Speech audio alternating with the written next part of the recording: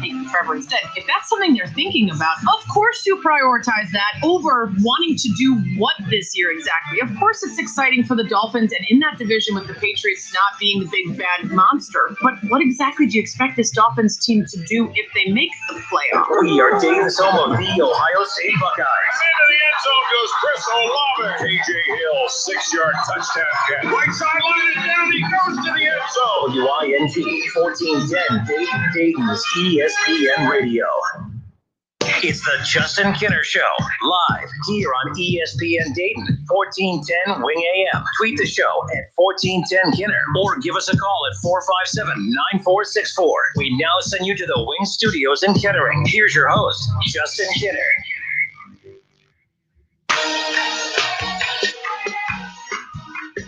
All right, everybody, welcome in. Justin Kinner, Kev Nash with you here on a Monday. It's the Justin Kinner Show with Kev Nash live here on Dayton's ESPN radio station, 1410 Wing AM. I'm really excited for today's show. We got plenty to get into. We got Selection Sunday coming up just under a week from now, of course. The Big Ten Championship game is set, and now we are setting up for Championship Saturday. Of course, we're going to get into all of that. More coaches upset with Ohio State. Even in the midst of defeat, you have Dan Mullen in Florida with Ohio State on their mind. You still have Dabo, who continues to defend his program and take shots at Ohio State as well. So we're going to get into all of that today. I love drama. I'm a big drama guy. I love to sit, especially when it doesn't involve me. I love just sitting back and watching it all unfold. So that's kind of where I'm at with that, which we'll get into. We were waiting. The college football playoff season has been kind of boring in regards to chaos. We knew that the chaos was coming as far as the committee's back being pressed against the wall as far as how they were going to, decide on a couple of things. Florida made that a lot easier for the committee over the weekend, Kev. They really did. I'm a little bummed and disappointed in Florida. I'm not saying I don't want Ohio State in the playoff. What I'm saying is I wanted the committee to be forced to either force Ohio State in or leave them out. Mm-hmm. Now Ohio State's in my opinion. I mean, a lot can still happen between now and then. The committee could still fall back on you haven't played enough games type of deal. Right. But it really did. Florida losing really did. You always say, and I hate it, but everything takes care of itself. But these teams really do need to step up to the plate a little bit and take care of it themselves. Florida should not have lost that game. Or maybe they should have. Maybe we've been overhyping them for too long. I think that with Florida, we have been overhyping the path to the playoff more than the actual team in position to get to the playoff. Because the thing is, it reminds me of with Northwestern a few weeks ago. They had a path to the playoff. Right. I was arguing that path. I was arguing that Northwestern actually was set up perfectly to head into the Big Ten title game undefeated. They came in at number 8 in the very first college football playoff poll. And as long as you keep winning, you keep moving up. The committee is looking for reasons to continue to move you up. If you're undefeated, in line to head to your Big Ten or head to your conference title game, they're looking for reasons to keep you there or to move you up to, create that big showdown moving forward. Northwestern shot themselves in the foot. They lost to a Michigan State team they should not have lost to. That's on them, and that frustrated me because it would have really set up an interesting scenario to where come Saturday, the winner of Ohio State Northwestern goes to the college football playoff. Now it's Ohio State 20.5-point favorite. They most likely win that game. We assume they're in, but a lot can happen between now and then. Florida, though, Kev, when you talk about everything shaping itself out, Florida, I don't like giving the committee an out. I don't like that they're going to catch a break here. The decision-making now for the committee becomes a little bit easier now heading into this weekend as far as a results-based type deal. That's what I'm mad about. Florida bailed the committee out, and that's what I'm frustrated with. Man, I watched that game, and I tweeted this out. That felt like a college football game. Like this season really hasn't felt like college football. Maybe, we make this joke about, the SEC, it means more. You know why? Because they're letting tons and tons of fans in there. They had the band in there. It was a great game. I was watching and, Florida could just never pull away. Like they were turning the ball over, Kyle Trask, a Heisman Trophy contender. He had 3 turnovers in that game. And like LSU was hanging around with all their young talent out there. Brad Johnson's son was out there. How about that? Yeah, I didn't even realize that. Them now. And a lefty and keeping them in the game. They had to switch to a weird camera angle because of the fog and everything like that. And I remember it was a 3rd down and the DB for Florida came up and made a tackle. And as he's making the tackle, the LSU player's shoe comes off. And I see him throw the shoe. And the wife and I are watching the game. I'm like, 15-yard penalty. She's like, why? I was like, his shoe, threw his shoe. It's like, that wasn't a towel. I was like, well, a towel, shoe. I don't think nobody can throw a towel 15 yards. I have a confession to make. I can't, like, I've watched it a million times. I don't see where he threw it. I know he threw it. I need to check my vision, but I watched it a million times. I could not see it. Yeah. I see the players surround him afterwards like, dude, what are you doing? And what if you're an official? Do you let that go? No, you gotta call that. Do you? Yes, absolutely, man. That's a bonehead play. You let an official let a shoe. You called a shoe. You can't do that. Game, you called a penalty on a shoe. Like, man, you ain't like toss it like, oh, I tackled him and you just toss it. Like, he slung it, dog. He like literally tried to throw it to the other side of the end zone. But did you die? So I'm watching that game. They called a 15-yard penalty. They don't get the ball. They end up getting the ball back after LSU kicks a field goal, and the kicker loses it and misses it. And they're like, oh, man, your kicker, you got to make that. Like, whoa, the blame should be going on that DB for that 15-yard penalty for giving LSU new life and everything like that. But, you know, those are the games that I missed all season. Those games where the favorite team ends up losing and away in seconds. And, you know, those games that college football is known for, we just haven't had those this season. USC's been living on the edge all season. They've got like 4 comeback victories and they've only played 6 games. Like, so I've been watching a lot of USC because they give me that feeling of, oh, man, anybody can literally win this game. I don't really have a rooting interest. I'm just here to be entertained and have a good game. So this weekend actually felt like some real college football. And that's kind of why I was rooting for Florida to win that game. So, like, we could have like all that college football feel in the SEC championship game on Saturday night at 8:00. It's kind of like would be a winner gets in for sure situation in the SEC game now. But now that Florida has that second loss, I don't think they're going to get in. So it kind of takes some of the luster off that. So the biggest matchup of the week is Clemson and Notre Dame now. That's the one that I'm looking forward to the most outside of the Buckeyes game. Yeah, Travko, he disagrees. He says, finally a game people care about, Michigan versus Iowa. So he's December 19th, 6 p.m. Absolutely. And I do need to defend that team up north for just like literally 30 seconds. Buckeye fans, you can hate me. You already do. Most of you do. People really need to figure out what that report means when they say that only 9 players on Michigan tested positive. You do need to understand that 9 players tested positive, but there were still other players who were going to, in the masses, it was in the 20s that were going to be out due to contact tracing, due to not having final results back. You had to have X amount of positive tests to be cleared to play. And a lot of guys had not been cleared to play because they had not taken the proper amount of tests. So I'm just throwing that out there. A lot of people stirring that pot. Michigan's then now playing this week. Oh, how convenient. And they missed a week before Ohio State as well. Yeah. So I just want to throw that out there. Bottom line is that game's in the past. Who cares? I'm done with that conspiracy theory. It is what it is. It's on to the games that count, which is, of course, the Big Ten championship game coming up. Ohio State, Northwestern. You have the ACC title game. You have Clemson and Notre Dame Part 2.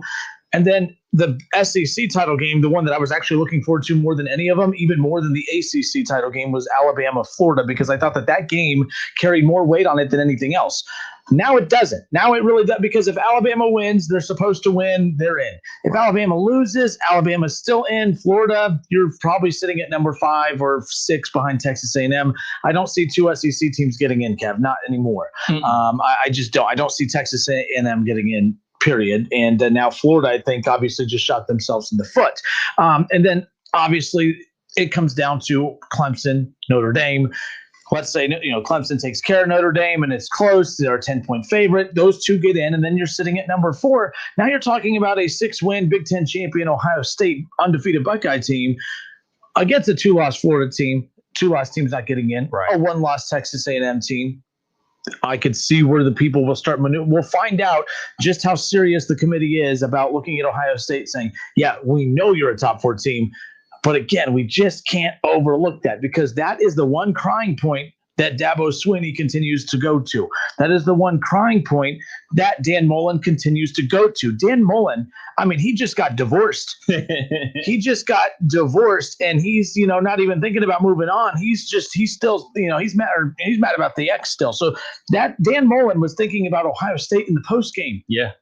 He just said, oh, well, we are rewarding teams for playing less games. Now, I will say, he's not necessarily wrong, but it's the timing of which he's coming out and speaking out that makes him look like a sore loser in this situation. So I love chaos. I love drama. That's what all of this is. Folks, this is why I love the 14 playoff. We're watching grown men have literal temper tantrums in post games. Your team just lost a close one, and you're thinking about Ohio State. You're angry at Ohio State. I mean, they're in your mind. Yeah, Dabo continues to drop Ohio State's name. And they still got a game to play. In Ohio State, and Clemson, and Dabo owns Ohio State. Ohio State can't beat Clemson. They can't beat Dabo. And Dabo is more worried about Ohio State than anybody else. And to me, what that says is the fact that Clemson, who controls their own destiny, to me, the reason you need to look out for Notre Dame is because Dabo is already telling you he's worried about Notre Dame. Because if Dabo was so confident in his team's ability to beat Notre Dame, he wouldn't even worry about Ohio State because Ohio State's a non-factor to Clemson. You know why Ohio State becomes a factor to Clemson, Kev? Because a 2-loss Clemson team is going up against an undefeated 6-0 Big Ten champion. Ohio State's relevant in Dabo Swinney's world because he knows there's a good chance he can lose on Saturday. Florida, we never heard Dan Mullen talk about Ohio State until when? The post game. How convenient that the two coaches who are talking about Ohio State the most, coincidentally, might be the 2-loss teams that have been told how pretty they are and how they're going to be a playoff team for weeks and months now. Now, all of a sudden, their futures kind of look up in the air. And you know what I do if I'm Clemson? To challenge the SEC or to challenge the playoff committee, Kev? Don't play. Don't play. Don't play. You definitely won't make it. I mean, when I say don't play, got some sickness going on. We were fine accusing Michigan. Let's look at the other one. Why wouldn't Clemson do it? Don't play into the game. Don't risk losing. You're in. You've been in since the very beginning. You're not going to be out. Playing could only hurt. You playing for an ACC title game. Let's be clear here. They don't care. Deep down, the Buckeyes don't care about Big Ten titles. That just comes with the territory. Like, you automatically get that. If you're striving to be in the college football playoff, that just kind of comes with it. That goes to the Michigan argument from weeks ago when I was saying, you know what? I just don't get it. I wish Ohio State would just say, hey, we respect the rivalry, but our goal is to win a national championship. But let's be clear. You're not winning a national championship unless you beat Michigan. So it kind of all comes into play here. Big Ten championship, same thing.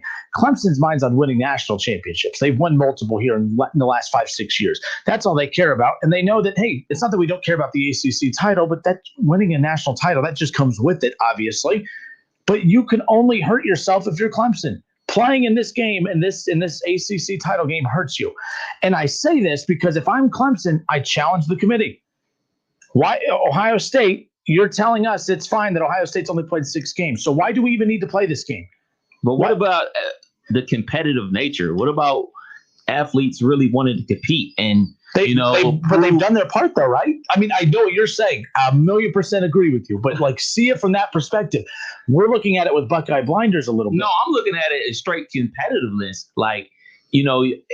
Look at it from their standpoint. Look at it from even their fan base standpoint, or even a 5th-year senior that's been on that team who has basically 4 ACC championships on his side. I know the fans only really care about national championships, but we're going to let a Notre Dame come into our conference and win it. Like, they're renting space here. They don't even want to be here. We're not going to allow them to come in our conference and win.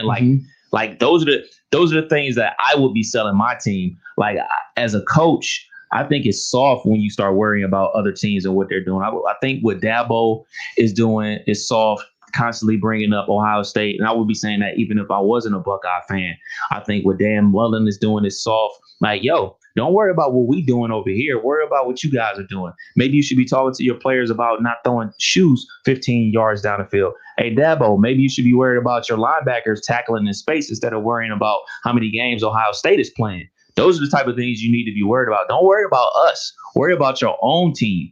And maybe you can win your conference and get into the college football playoff and win it. We're renting space in your head.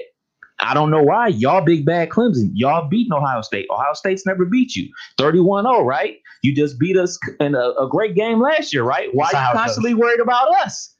OH31. Whatever. That's what I would be saying. Yeah. Like, that's not what I would be saying. That's exactly what I'm saying. That's what I'm telling Coach Dan Mullen.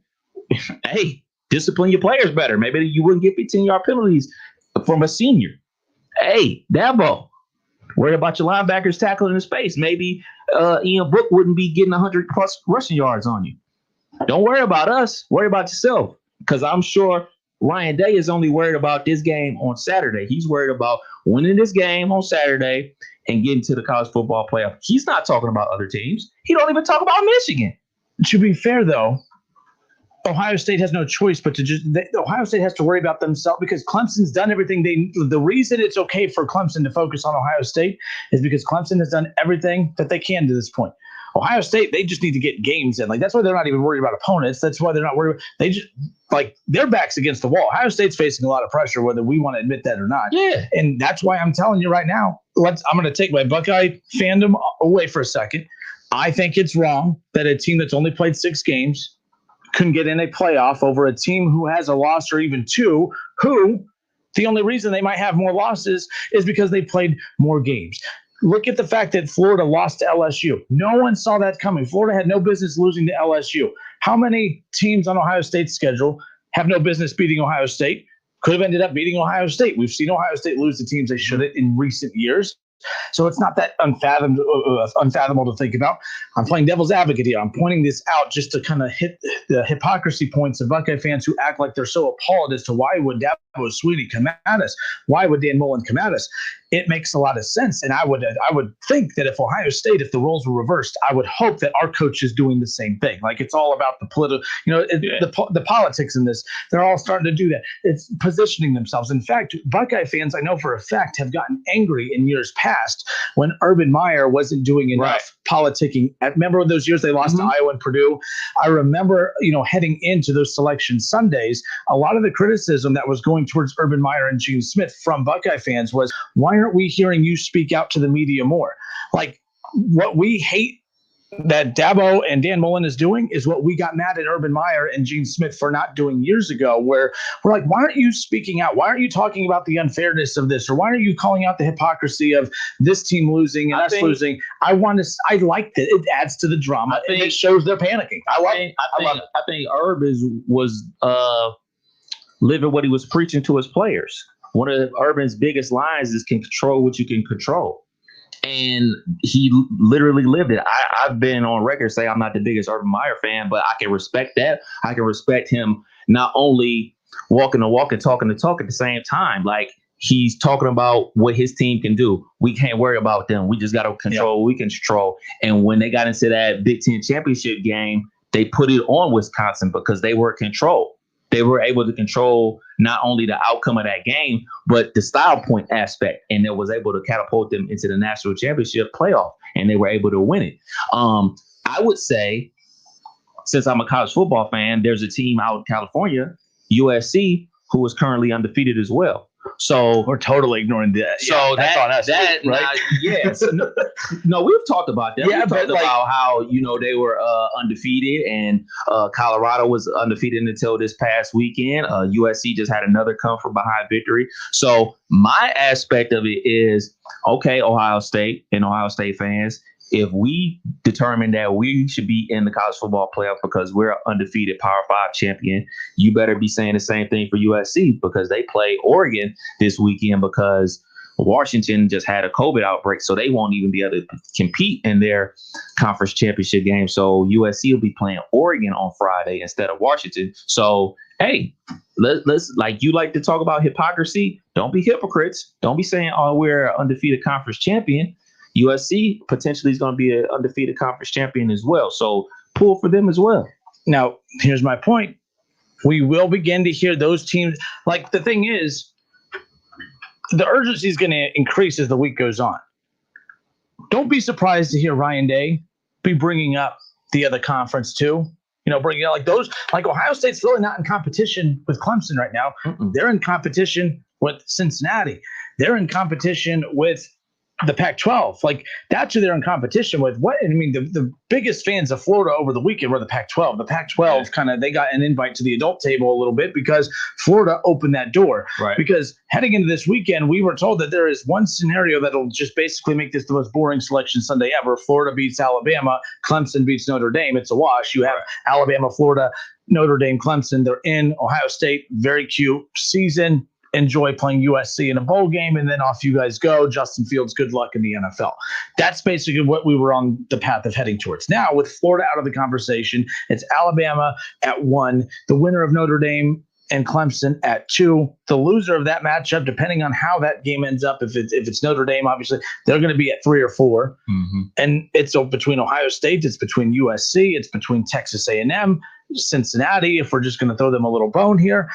I mean, that's really who they need to be looking out for. The Pac-12 is a big threat to Ohio State right now because every time you open your mouth about why it's fair for you to be in the playoff, it's just as fair for them to be in the playoff as well, right? Like, it's the same 100%, thing. Now, 100%. Common sense just says, well, we know Ohio State's better than USC. Let's be real. They need to be in over that.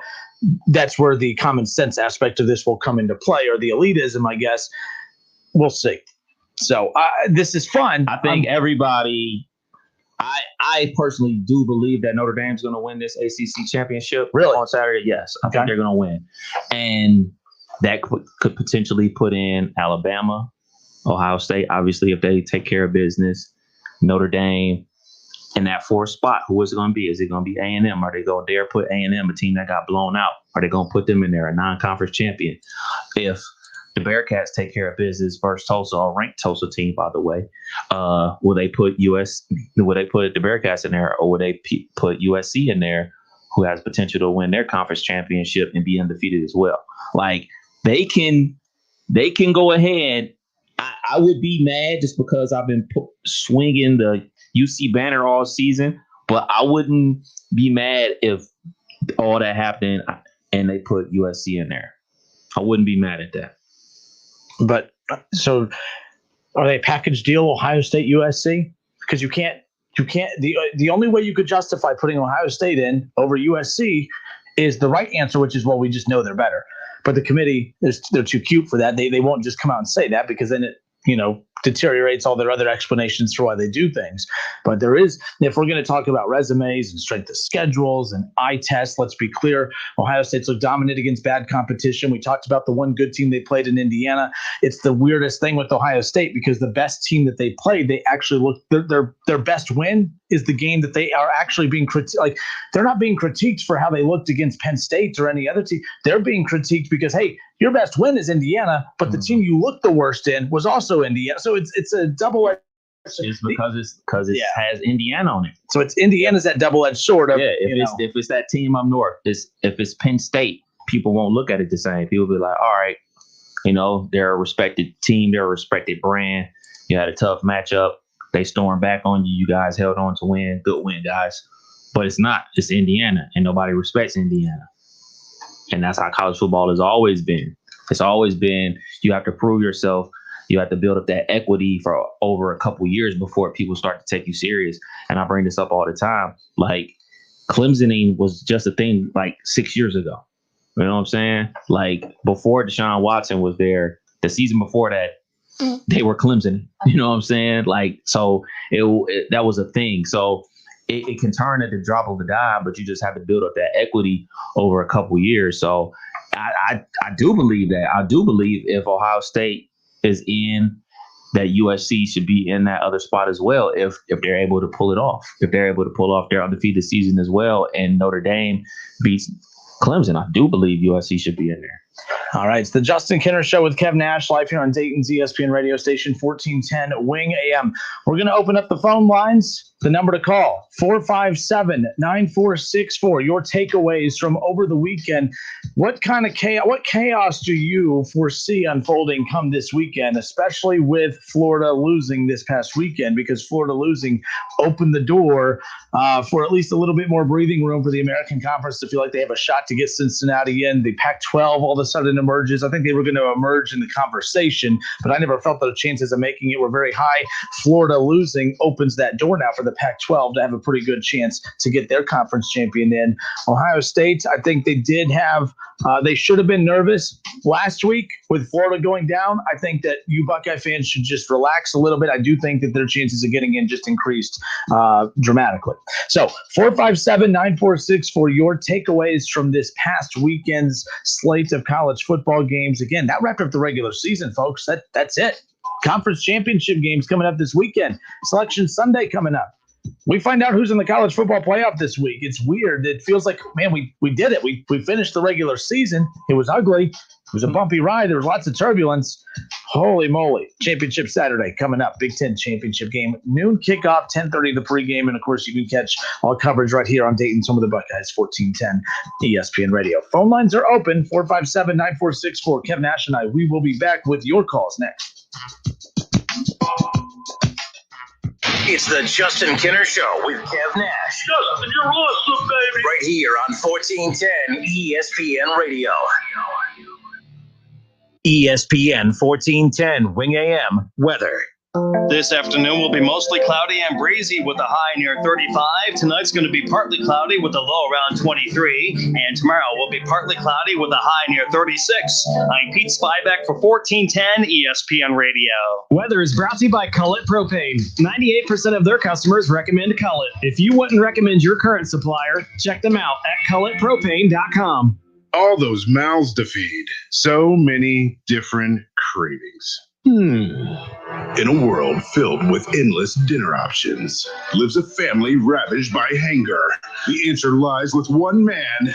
No, not just a man, a king, a pizza king. Get a large Casanos Deluxe pizza for $15.99 or a large pepperoni for just $12.99. Call 294-KING and see for yourself why the proof is in the taste. Pizza King. We saved big money with our Progressive Home and Auto Bundle and used the cash to take a family vacation. To Hawaii. Who's up for a luau? Yeah!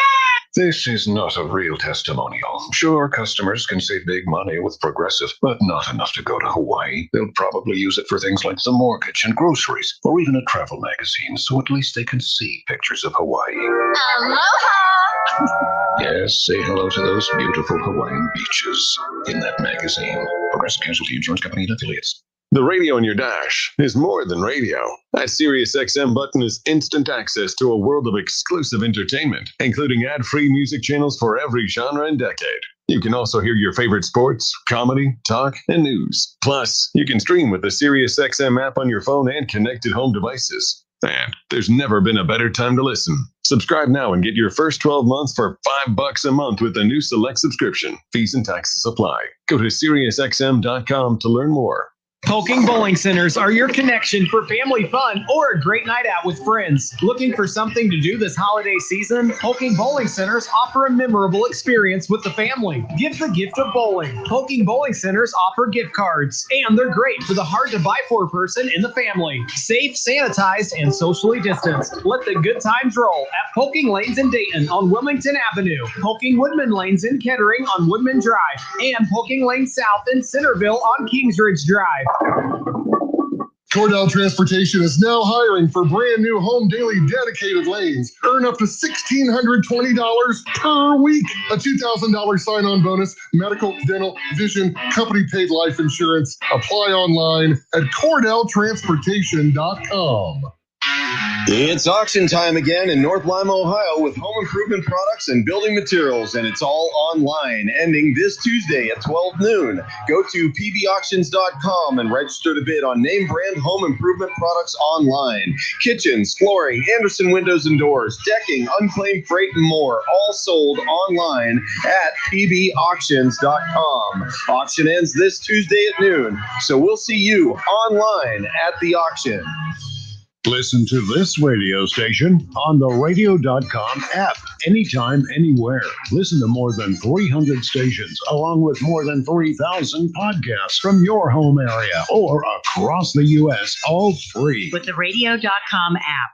Hello, it's John Kozik, founder and president of TurboTrack Realty, and I buy houses as is, fast for cash. Call me today for an all-cash offer on any of your properties, and we can close within days at 614-362-2000, 362-2000. Do you own a property that's outdated and needs thousands of dollars in repairs? Great, I'll buy it. I'm a private real estate investor who can solve your real estate problems fast for cash.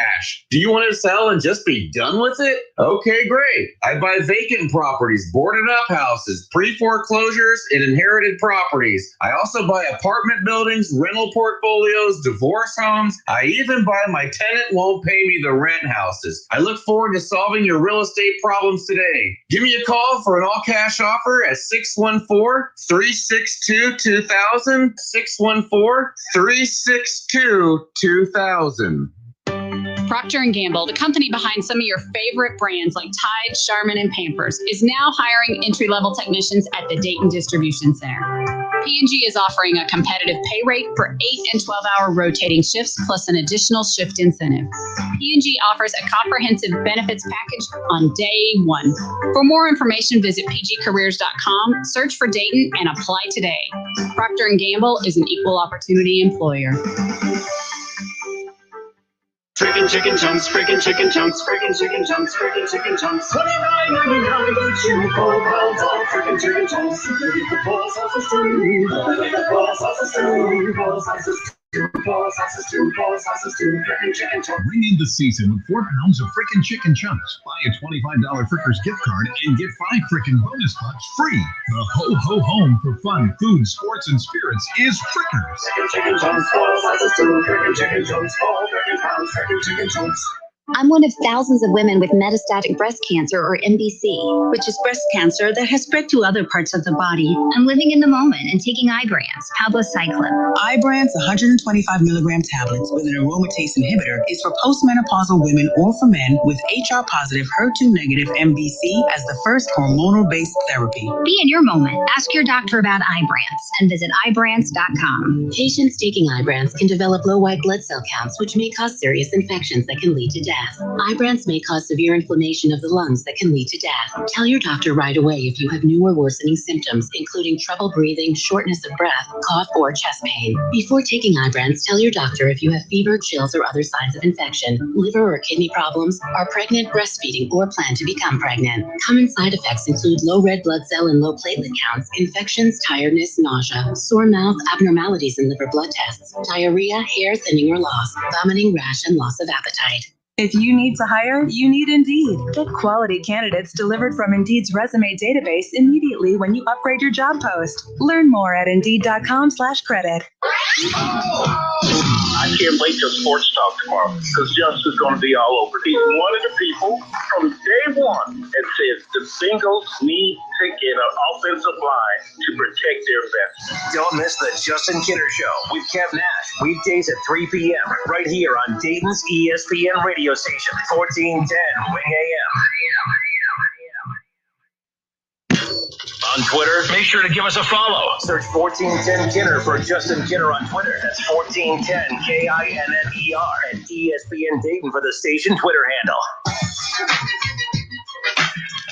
All right, everybody, we welcome you back. Justin Kinner, Kev Nash, with you here on Dayton's ESPN radio station, 1410 Wing AM. Ohio State Northwestern, a noon kickoff coming up in the Big Ten title game. Usually the Big Ten title a night game, but flex to its noon kickoff. Of course, Fox right now is just desperate for as much Ohio State content as they can possibly get.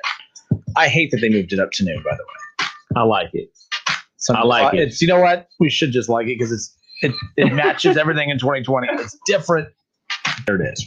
But reaction to it was a very exciting week in college football. I'm not going to lie. We talked last week about, has this season been fun? It hasn't been really fun in regards to, of course, constantly worrying about whether your team's going to be healthy enough to play. But it also hasn't been fun because since the very first college football playoff ranking came out, teams 1 through 7, in the first 3 that have come out, they've been the same for 2 of the first 3. And really the one that changed, it was only one that changed in the top 7. And I say 7, that sounds like a weird random number, but those 7 are really the only ones that truly have a shot, which we'll talk about here in a moment. But it hasn't been that exciting because a lot of these teams, they've just been, Alabama keeps winning, Ohio State keeps winning, Clemson kept winning, Notre Dame kept winning, Cincinnati kept winning. The problem is they just stopped playing. So you kind of have to keep playing. And I feel bad for them, and they haven't played since November 21st. Yeah. The Bearcats have not played a game since before Thanksgiving. Woo. They're going to be rusty, man. They're going to be rusty. Like, there's no way that you can go out there and play a clean football game and you haven't played basically a month. Back to real quick, we're going to get to the phones, but Doug Toby on Facebook says noontime is a good time so that small businesses and bars can be – actually, that's a great point. Didn't think about that. How many of these bars are not able to really take advantage of these, night games, what's considered prime time, where bars usually make a lot of their money. They're not able to make money because, look at tonight, Monday Night Football, the Browns. All I've heard, the majority of the Browns content today, yes, has been about the Browns and the Ravens, how big it is. But the sad part is a lot of these local bars downtown, Cleveland's finally good. There's something finally exciting going on, and these businesses can't thrive off of it because they have to, of course, close by 10. So, no, that's a great point, Doug. And by the way, happy belated birthday. So a shout out to Doug. Happy belated birthday to him. That's a great point. Something I didn't think about. You know what? I could roll with that. So interesting. That's for sure. Robert Miller says Ohio State was number 1 at one point. Robert, you're right. That was the AP poll. When I said that the poll stopped changing, it was the once the college football playoff poll comes out, Robert, I just start paying attention to that. The AP poll had a lot of teams shifting, but I don't really put any credibility at all into the poll, the AP poll, once the college football playoff one comes back. Chris Schulp, one difference between USC and Ohio State is that Ohio State started near the top of the AP rankings and then the top of the college football rank. That's another good point too, where Ohio State, we felt like Buckeye fans feel like they were punished from going from number 1 to number 4. Buckeye fans have been I hate to use the word crying because it sounds like I'm taking a shot. They've been whining. No, that sounds bad too. Buckeye fans have been upset for a while now because they feel like they're being punished. I feel that they're being rewarded because the committee has continued to leave them in the top 4. Punished is keeping you out of the playoff because you've only played 4 or 5 games. You're being rewarded by being there at number 4 when you have a Texas A&M team that can argue that, well, what if we decided to be sick that week that we played Alabama and didn't play them? We could be undefeated at 8-0 and we'd be sitting there at number 4. Like Ohio State's lucky that Texas A&M, got blown out. Because, Kev, I think the committee would have a real mess on their hands if Texas A&M lost by 1 possession to Alabama. Then they would really have a mess on their hands. So, no, Chris, I agree with you on that too, because for USC, the committee's desperately trying to move them up, and they don't want to be obvious about it. They don't want to go from bottom of the rankings to all of a sudden shooting up to top 5. Right? I mean, last week, they only moved them up 1 spot. Mm-hmm. So last week, USC was sitting at 15. So the week before that, they were sitting at 20. So they moved up 5 spots in a week. So can they shoot? Here's the problem with US. This is crazy, man.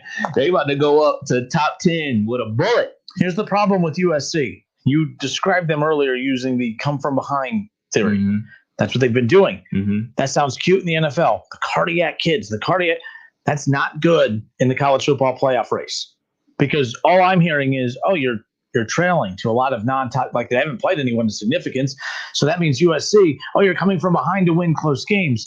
You're also trailing non-top 25 teams on the regular, and you're coming back to barely beat them. Like that may have worked. Like Ohio State benefited from that in 2002 or 2001, whenever they won that national title. That's why I argued that year. If the college football playoff existed that year, Ohio State's they don't win that national title because they're probably not even playing in it. Like they were undefeated, they probably get in the playoffs. So maybe that's not true. 2 undefeated teams that year, but they would have probably been a 4 seed in the playoff undefeated just because Ohio State didn't win convincingly in a lot of those games, But anyways, no, that's a great point, Chris. So let's go to the phones. 457-9464. Reaction to what you saw this past weekend. Of course, in the final week of the regular season of college football, setting up Championship Saturday, and of course the ongoing debate of who should be in the top 4. Kev, who we got first? We got Bama Bryant. Bama Brian, how are you, sir? Welcome in. Hey, what's up, guys? Hey. I think what I saw this weekend was a birthday gift to the Ohio State Buckeyes because Ohio State, though in my opinion, they do not deserve to be in the championship game, but the road has been paved that they get the opportunity. the blessing that they have is that they're playing Northwestern in the Big Ten championship, and that would be just like Alabama playing Vanderbilt. And so how it's going to all play out, I believe Clemson's going to beat Notre Dame, and it's going to come out Alabama, Clemson, Ohio State, and Notre Dame will move to the 4. I won't complain other than I really wanted Ohio State, Notre Dame, and Ohio State, Clemson, the national title game. But you know what? Ohio State, Alabama, the national title game has a pretty good sound to it as well. Buckeye fans really want Ohio State to get their hands on Clemson. I'm not going to lie to you. Bama was the most hated team. Ohio State. If we ran a poll a year ago, 2 years ago, Alabama would have been the most hated team out there outside of Michigan for Ohio State. Clemson has officially taken that cape, and they've flown off with it basically. Well, I'll tell you what. I think that's going to be the way it's going to play out, because there's no way in the world Northwestern is going to beat Ohio State. There is no way in the world. But the best game to watch is going to be between Clemson and Notre Dame. Alabama, they should beat Florida, but at the end of the day, the top four teams in the country, if you're going to include the nation wants Ohio State in that game, they're not going to put Texas A&M in the top 4. And UC, I know everybody likes how fun that sounds, but you don't want to put UC on the football field with anybody the likes of Alabama, Clemson, or Notre Dame. They'll get vote rate. I agree. I agree. That's the one thing that I've been talking about for a while when it comes to Cincinnati is sometimes the feel good story is Cincinnati getting there. That feel good story always comes to an end come kickoff. It's kind of like in the NCAA tournament. I do know for a fact that the Cinderella stories are there. There are a lot of teams who have those Cinderella runs and they're the feel good story. But how many 16, 15, 14 seeds just get boat raced and they are not Cinderella teams? And it's like, oh man, the feel good moment was the week leading up to Selection Sunday. Their watch parties were cute. It was adorable. The community came and supported the team. Sister Jean. And then all of a sudden, again, how many 16 seeds, 15, 14 seeds? There's only 1 or 2 Cinderella stories every March. Shouts out to Butler. Again, you were acting as if I'm saying that it doesn't. I'm just saying shouts out to those teams. Program. When you have 68 teams that are there's more opportunities for that. When you only have 4, it's prime real estate. Yeah, absolutely. I'm not for the pity party invitation. I'm not for the this will make great headlines in the newspaper. The committee, they're going to get great. They're loving the headlines of keeping them out. We're still talking about the playoff. Who we got next, Kev? We got Reggie. Reggie, go Browns. Go Browns. How are you, my friend? Oh, I'm doing good. It's a good day. I like the pep in your voice. You sound excited. That's what I like to hear. I'm sure you have Brown stuff to get to. We're going to talk a lot of Browns coming up, but I don't mind talking Browns with you right here. What you got? Oh, no. I just don't know how I care so about the Steelers right now. Oh, that's how you going to do me, Reggie. I'm looking. They're looking bad. But I want to give Buffalo a lot of credit for that, though. We can talk about how the Steelers are dropping passes and they can't run the ball and everything like that. But at the end of the day, man, Buffalo was hitting Stephon Diggs in our zone defense left and right. He ate us up in the second half. And you got to give kudos to Buffalo, which we're still 11-2. We got a lot of time to go in the regular season. We got to get a lot of things fixed. We'll see what happens. Before I start talking college, if y'all lose one more, you'll be tied with us in the division, and that's going to be kind of tricky there. They won't be tied. They'll still be up. They trail a game and a half right now. Cleveland's only going to make up a half game tonight. Yeah. And I said they will make up a half game tonight when they beat the Ravens coming up Monday Night Football. Then we play on the last game of the season, remember? It's setting up. It's setting up real nice for a nice little race. Going down. That's why we love sports, right? Yeah. Oh, yeah. You still owe me that beer. I got you, baby. I got you. Don't worry about it. So, all right, Reggie, good stuff. All right, so real quick before college ball. Okay, so real quick, when it comes to college, okay, Dabo and the commissioner of the SEC, they can talk whatever they want because due to the fact that when it comes down to Ohio State's going to make it in regardless. You know, well, I don't know about regardless. I think their chances increased with Florida losing, but I still don't think that they're a lock. They're a lock because that's a cash cow for ESPN. That's a cash cow. We say that, but there's a lot of cash. ESPN's going to make a lot of money regardless of who's in it. Ohio, we heard years ago that Ohio State was a cash cow. There's no way they would keep him out. They kept him out. No, Ohio State kept their stuff out by losing. Fair enough. That happened. But I can guarantee you after this weekend, I can tell you Clemson is going to get a second loss. I can guarantee you that I can feel it. They're going to get that second loss, and they're going to be out of the playoff. Well, I agree with you. I feel there was I don't agree. I don't think they're going to lose, but I believe that Dabo believes they're going to lose because I've talked about, how the fact that, at this point, Dabo has been very interesting lately, continuously bringing up Ohio State when Ohio State should not be a concern to Dabo Swinney. But the reason he keeps bringing them up is because Clemson is going to argue that although they are a 2-loss team, they are technically only a legit 1-loss team because they lost to Notre Dame the first time because they didn't have Trevor Lawrence and missed some key defensive pieces. If they lose to Notre Dame this time, they will argue that, well, that's a legit loss. That first loss was because of that. And if you are going to sympathize with Ohio State to put them in and use COVID as the excuse as to why you're going to give them the benefit of the doubt, then you need to give us the benefit of the doubt that we would have won that game back in week 2 when we were rolling. Clemson's going to wave that flag. So the reason I believe that they are focusing so much on Ohio State is because Dabo's a little concerned, a little nervous. He's a little worried about that situation. Kev, I know you're trying to catch them. Who we got? Who's up next? No, I really wanted to jump in there real quick about Ohio State. And I hear this all the time, guys we work with here at the station on a regular basis as, they're not going to do that to Ohio State. We're a cash cow. This cash cow that.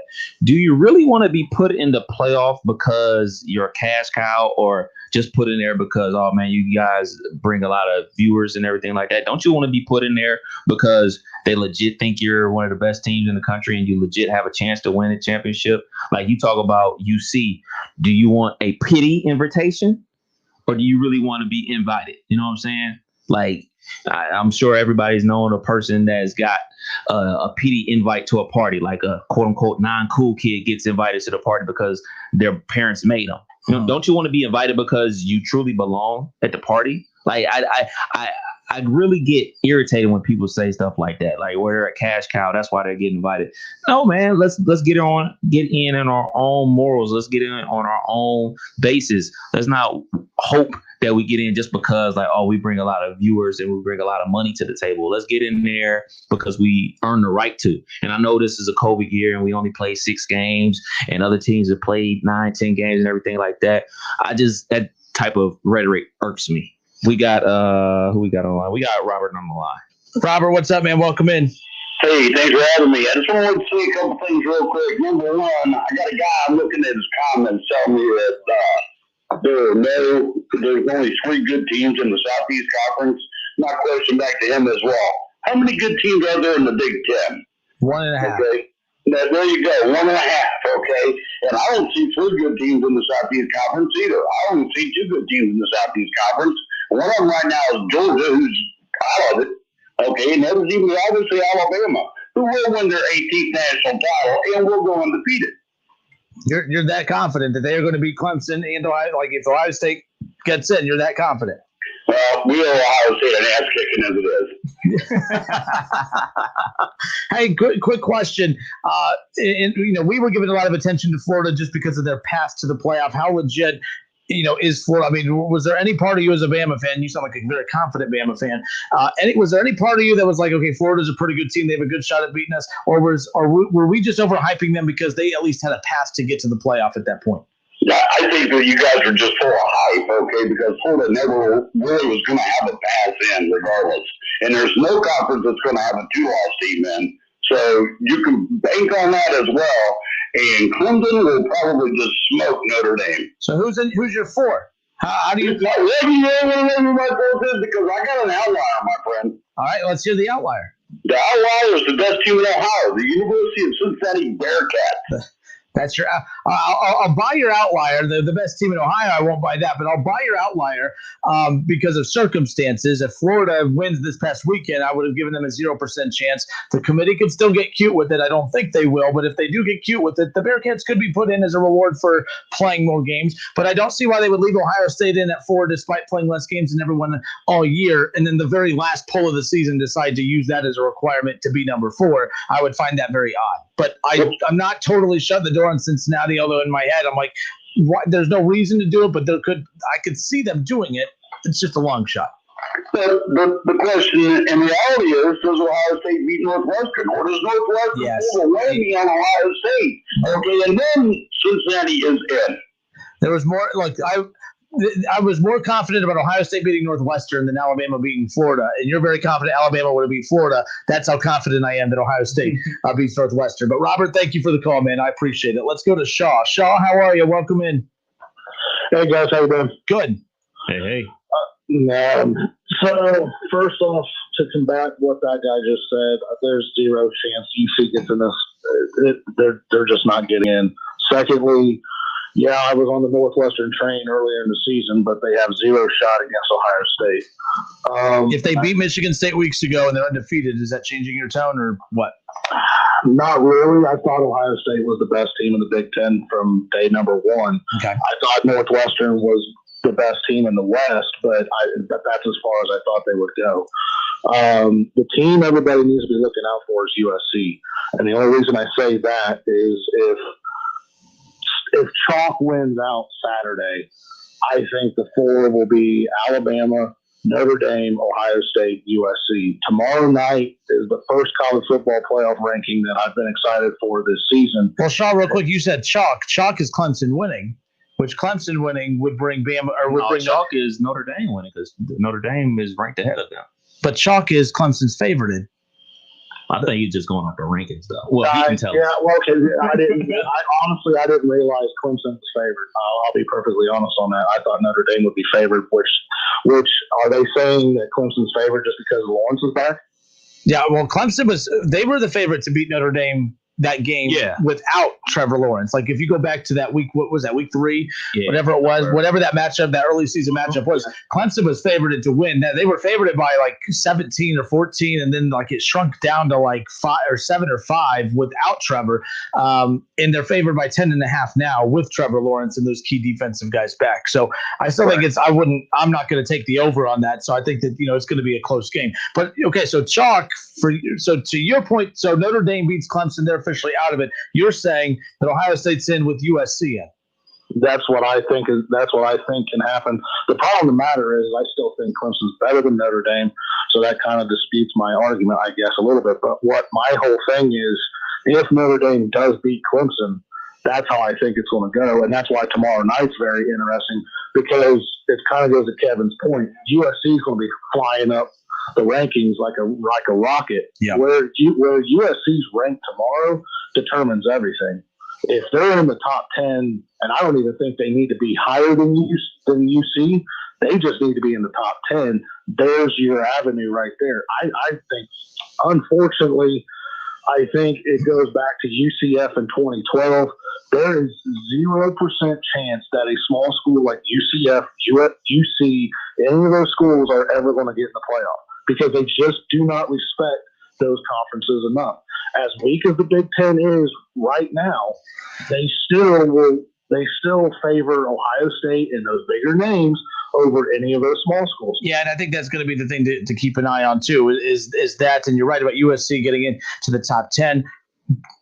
Tomorrow, this is the last ranking that'll come out, Kev, for the final one, I guess. Right. This is the dress rehearsal one, I guess, if you want to call it that.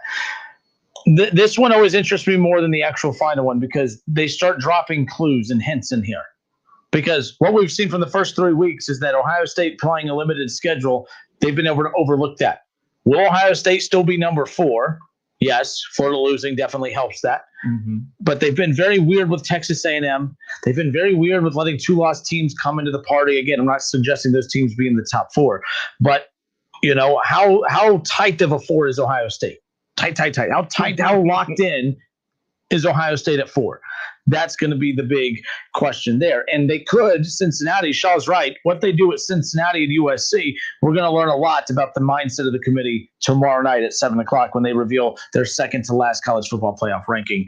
Because if Cincinnati shoots up, even without playing for 3 weeks, that right there should worry Ohio State. If Cincinnati stays put, that means Cincinnati's not even on the committee's radar, and we're not even going to toy with that idea.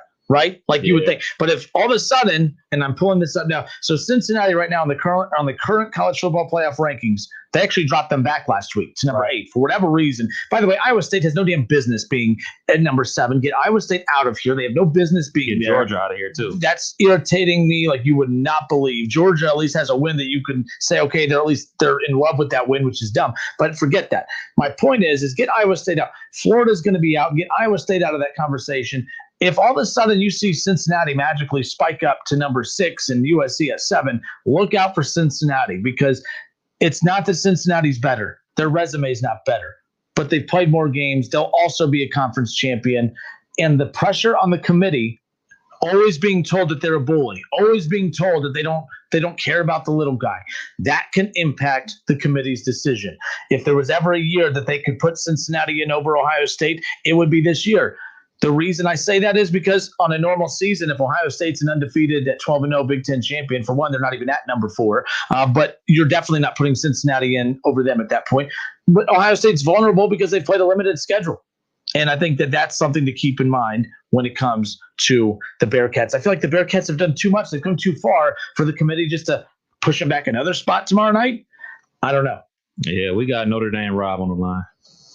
Hey, guys. Rob, how are you, sir? I'm good. How we doing? Good. So how do you feel about all these people beating up on your Irish, man? No one giving them any respect. It doesn't matter. Clearly Notre Dame has been one of the top 4 teams in the nation this year. You can't put them down for anything. They've won all their games. They haven't done anything surprising, but still haven't lost. So I like where they're at. We'll see what happens. So what if Florida does beat Alabama? What are they going to do with Alabama? Alabama's not out. I've heard way too many people say, I heard Byers on his show today say if Bama loses, they have no business being in the playoff at that point. They're not dropping from number 1 to number 5. Right. There's no way. Alabama's still in. Florida beating Alabama, I still don't think puts Florida in. I just don't. I don't think. I think Florida, their playoff game, they lost. That's what the 4-team playoff makes every week a playoff game. They lost their playoff game this past weekend. They at least still have a shot to win an SEC title, which means nothing because they're not getting in the playoff. But that's a good point, Rob. I mean, so let's say Florida does beat Alabama. Alabama's going to drop back. Notre Dame, if they, the winner of Notre Dame Clemson will be officially the number 1 team. I could see Ohio State moving up to number 2, Alabama at 3, and then at number 4, it's back to your, the typical teams of USC in that conversation. Right. I would rather, them doing UC instead of USC. More games. The Pac-10 is very weak, extremely weak. Yeah. Also the Big Ten is extremely weak, but they do have one powerhouse.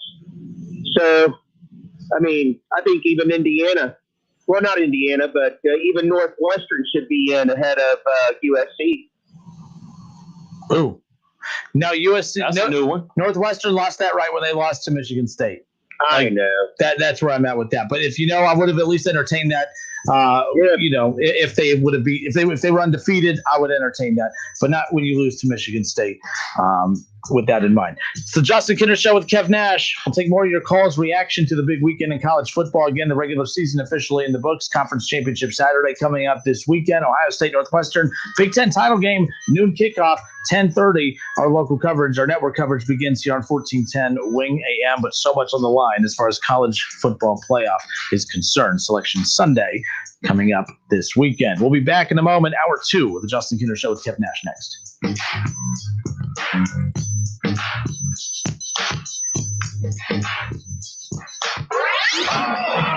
It's the Justin Kinner Show with Kev Nash, right here on ESPN 1410 Wing AM.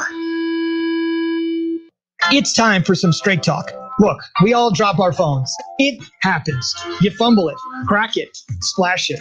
Well, Straight Talk Wireless now offers this new Platinum Unlimited plan that includes phone protection. Just $65 a month for unlimited talk, text, and data, plus 20 gigs of hotspot, 100 gigs of cloud storage, and more. All on the best network. Straight Talk Wireless, no contract, no compromise. See Mobile Protect terms and conditions at Asurion.com/Straight Talk. Limitations and exclusions apply. Listening to this Allstate commercial about savings might be the hardest thing about getting those savings. Save for simply becoming an Allstate customer. Save more for adding DriveWise. And save even more for driving safely. Visit Allstate.com or contact your local agent for a quote today. Allstate. Minimum effort, maximum reward. Not available in every state. New customer savings based on early signing discount. DriveWise is an optional feature. Savings vary based on how you buy. Subject to terms and conditions. Allstate Fire and Casualty Insurance Company and affiliates. Northbrook, Illinois.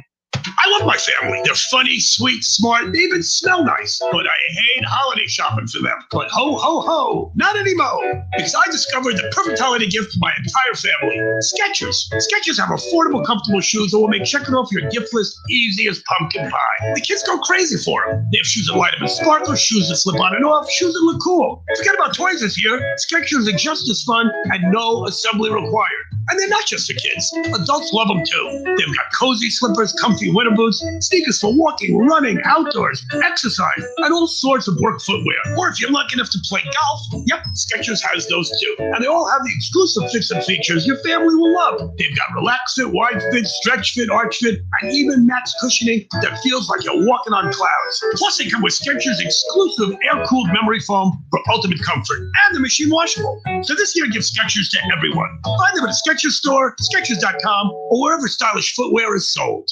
We are Dayton's home of the Ohio State Buckeyes. Into the end zone goes Chris Olave. KJ Hill, 6-yard touchdown catch. Right sideline and down he goes to the end zone. WING 1410 Dayton's ESPN Radio.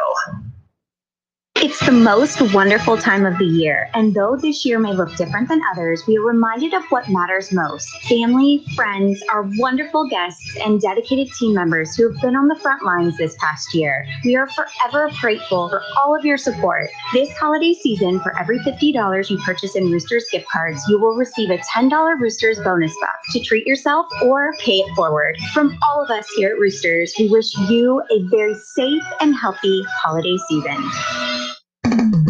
Get in the zone, AutoZone. Welcome to AutoZone. What are you working on today? Taking on that next oil change yourself is a great idea. We can help you get started. Right now, you can get 5 quarts of Castrol Edge full synthetic motor oil and an STP extended life oil filter for just $31.99. You can even get it all fast your way with our next day delivery or free same-day store pickup. Getting the job done just got easier. Restrictions and details at AutoZone.com. Get in the zone, AutoZone. Dear, it's 1908. Don't you think we should get electricity? And stop using candles to see at night. It's just electricity lights up the room fast. It's more reliable than candles blowing out, and people seem to love it nationwide. Well, candles are. Dear, did you just run into the wall? Nope. May I have a new candle, please? Historically, switching to new technology is a no-brainer. Today, it's AT&T 5G. Fast, reliable, secure, and nationwide. Switch to AT&T 5G. It's not complicated. 5G requires compatible plan. May not be in your area. See att.com/5G for you for details. Starting route. Your destination is 0.1 miles away. If you drive less than 500 feet, turn left. You have arrived at your destination. if you drive less than 25 miles a day, you could be paying less every day with pay-per-mile car insurance from Allstate. You get the same reliable coverage and hands-on expertise you'd expect from Allstate, but now at a price that's tailored to the miles you drive. Call your local Allstate agent and start paying what's right for you. Includes a daily rate. Prices vary based on how you buy. Subject to terms, conditions, and availability. Not applicable in California. Allstate Fire and Casualty Insurance Company and its affiliates. The radio in your dash is more than radio. That SiriusXM button is instant access to a world of exclusive entertainment, including ad-free music channels for every genre and decade. You can also hear your favorite sports, comedy, talk, and news. Plus, you can stream with the SiriusXM app on your phone and connected home devices. And there's never been a better time to listen. Subscribe now and get your first 12 months for $5 a month with the new Select subscription. Fees and taxes apply. Go to SiriusXM.com to learn more. It's game day. Are you ready? If you want your game day meal in a hurry, be sure to stop by Lee's Famous Recipe Chicken and pick up a Buckeye bucket with 25 golden brown breast strips for only $29.99. And don't forget to add a large Dr. Pepper for $1. Lee's can make your gathering for the big game famous and take the work out of your perfect party. Buckeye buckets are available daily and limited 2 per customer. Pick up one today. Lee's, famous for chicken. I absolutely love my dog, but the constant shedding, not so much. But then I got a Swiffer Sweeper pet kit, and it is amazing. These super thick cloths pick up a crazy amount of hair.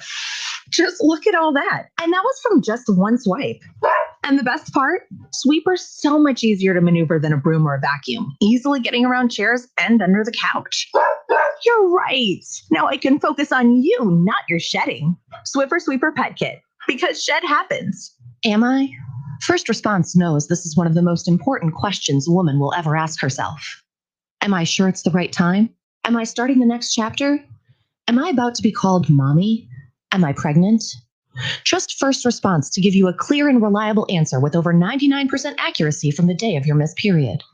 Based on more than 99% accuracy in detecting the pregnancy hormone on day of missed period, America's most trusted pregnancy test brand based on the 2020 BrandSpark American Trust Study, First Response is the answer. Staples has great deals on hot brands and must-have gifts for working or learning from home. Shop in store or pick up curbside at most stores. There's a whole lot in store this holiday at Staples. Whether you're at home, at work, or in your car, tune in to ESPN 1410 Wing AM or stream us live at wingam.com.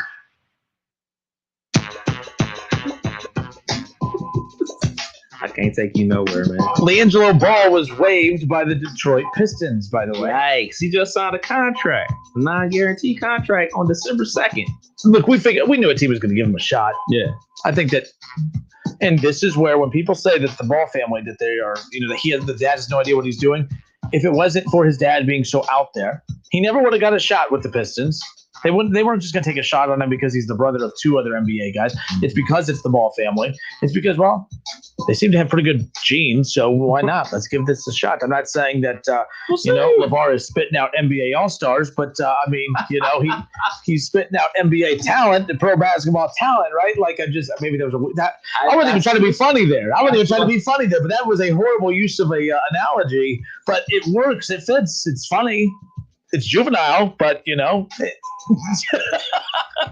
I apologize. It is what it is. Oh, man. I made it funny and wasn't even trying to be funny. And I'm usually not even funny. So the Browns are in action tonight. We're going to get into the Browns conversation here in a moment. Kevin, just be stewing on this, thinking about this. Mm-hmm. Tonight, Browns-Ravens, Lamar Jackson, the Ravens, Baker Mayfield, the Cleveland Browns. Browns 9-3, second place in that division. The Ravens come in. They were the team that everyone, like the Steelers, being 11-0 at one point, like were the surprise, not the surprise, but they were a little bit of a shock. I don't know what was more surprising, the down year that the Ravens are having or the undefeated hot 11-0 start to the season for the Steelers. And then there's the Browns right there in the middle who we want to pretend to be surprised by, but I think last year what we learned from fans is that you were expected to be this last year. You were expected to be good. Like the reason I feel like this year it's exciting, but we're not like, we're confident is because this is what the Browns team was supposed to be doing. You were built to do this. They built this offensive line for you to run. You have the running backs to do it. You got Baker Mayfield, the wide receivers and the weapons. You're expected to do it. So the Browns really aren't a surprise team. It's exciting and it's new and it's fun, but this shouldn't be surprising because this is what they are supposed to be doing. The Ravens are not supposed to be doing what they're doing. The Steelers aren't supposed to be doing what they're doing. They've kind of leveled out a little bit. Of course, the season's taken its toll. But you look at the Browns, you look at the Ravens tonight, which team is this a bigger game for? Be thinking about that. I want to get back to the phones. Who we have? We got Chris. Chris, thanks for holding, my friend. How are you? I'm all right. How are you guys doing? Good. What you got? All right. Well, I do want to hear one thing on the Browns, but I want to leave that till the end. Okay, that's fair. That'll be a good transition. So that's perfect. All right, okay. You're helping me out. Good job. The Buckeyes and stuff, I'm a total homer. I'm not going to deny that. But if they don't get into the playoff, I can't be mad because they don't have the depth of the resume. But what I'm wondering is how much this season's hurting college football in general. Because, what about recruiting? Hey, I could go to a Big Ten school or I could go to an SEC school. SEC plays all their games. Big Ten's not. and they had a grand opportunity. They always set up schedules. What is it, 2 or 3 years in advance for college football? Yeah. Well, they say that, but we learned this year. It's funny how when programs panic, it's kind of funny how at a snap of a finger, all we heard from Ohio State is that, man, if the Big Ten would have let us schedule a game this weekend, we would have done it. So they've kind of backed themselves into a corner a little bit. Well, if it's that simple, then you should be able to do it in other seasons too. But I see your point. But what I'm saying is they missed a grand opportunity.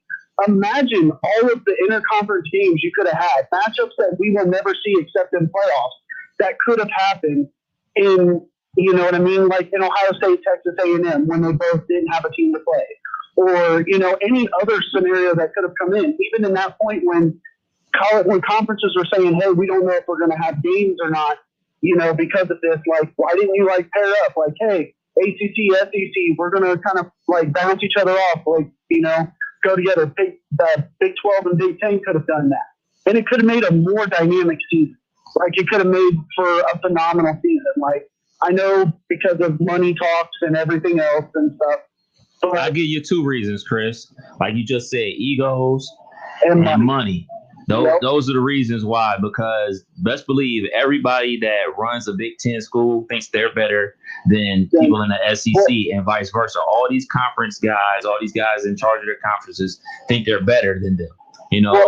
They down south, in the SEC, quote unquote, means more.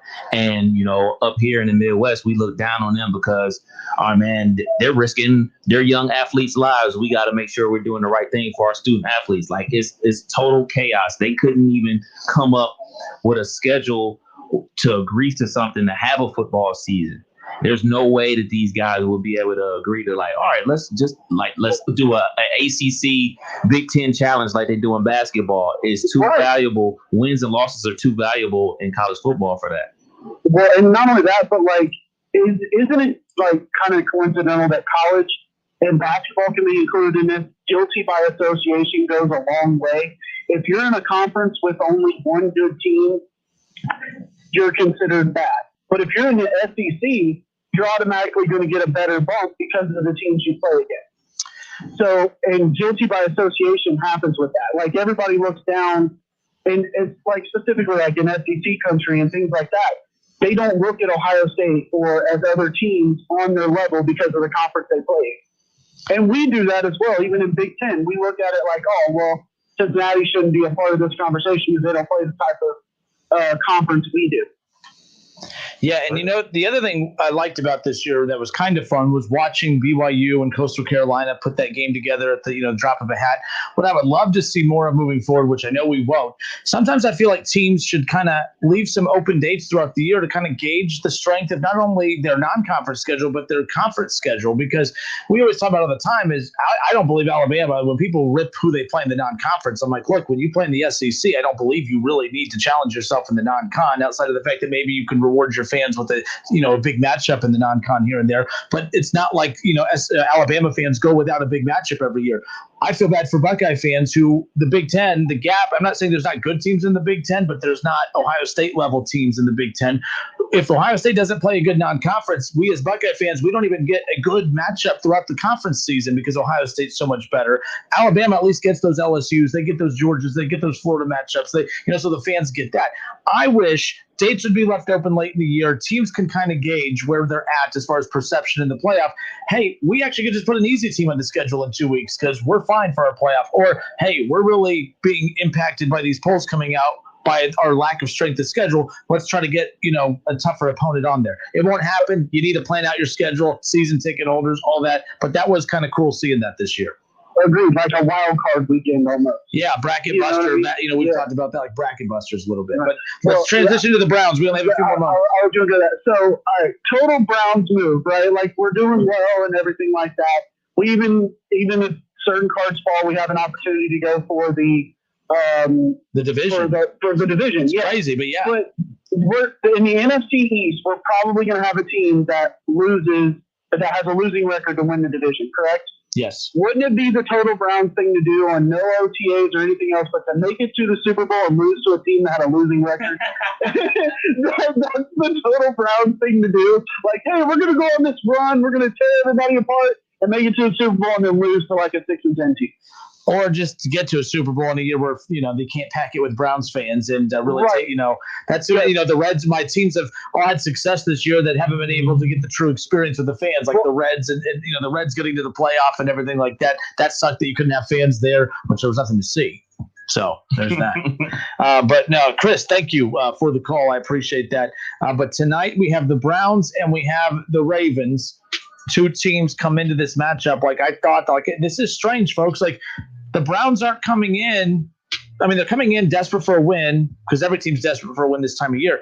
But Cleveland's coming in hot. They're coming in confident. They're not the ones coming in hobbled. The Ravens are coming in a little beat up. I don't just mean physically. I just mean like on their schedule. They're 7-5.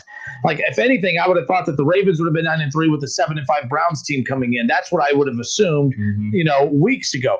The Browns are 9-3. They're welcoming in a 7-5 Ravens team who was projected to, possibly be 14-2, 13-3, win the division, best defense in football, the MVP in Lamar Jackson. I never would have anticipated this type of matchup, especially after what we saw in week 1. So I ask you this as we head into the final couple weeks of the season. Who is more desperate for a win tonight? Which game is this bigger for? Is it for the Browns or the Ravens? I'm going to tell you right now, it's not who you think. We'll get to that when we come back. 457-9464. Let's have that discussion with you, the callers. Browns or Ravens? Who is this game bigger for tonight? We'll be back in a moment.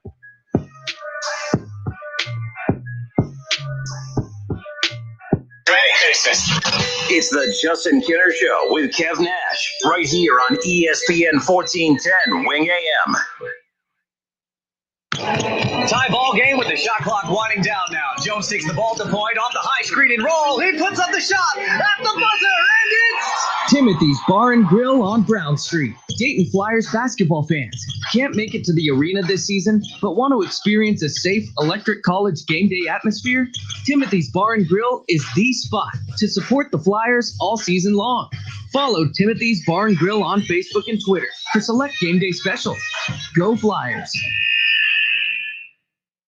Allstate now has deeper savings, and deeper savings require deep thoughts and a deep voice, like mine. Save for being a new customer. Save more for adding DriveWise, and save even more for driving safely. Visit Allstate.com or contact your local agent for a quote today. As someone once said, saving today is money tomorrow. That's deep. Not available in every state. New customer savings based on early signing discount. DriveWise is an optional feature. Savings vary based on how you buy. Subject to terms and conditions. Allstate Fire and Casualty Insurance Company and affiliates, Northbrook, Illinois. It's time for some straight talk. Look, we all drop our phones. It happens. You fumble it, crack it, splash it. Well, Straight Talk Wireless now offers this new Platinum Unlimited plan that includes phone protection. Just $65 a month for unlimited talk, text, and data, plus 20 gigs of hotspot, 100 gigs of cloud storage, and more. All on the best network. Straight Talk Wireless, no contract, no compromise. See Mobile Protect terms and conditions at Asurion.com/Straight Talk. Limitations and exclusions apply. Home for the holidays, taking on a new meaning this year. Whatever your plans to celebrate, First Florist and Greenhouses can brighten your home with the holiday spirit. For gourmet baskets, holiday decorations, seasonal plants, and fresh cut flowers, your best choice is Dayton's largest family-owned florist and greenhouses. In business at the same location since 1905.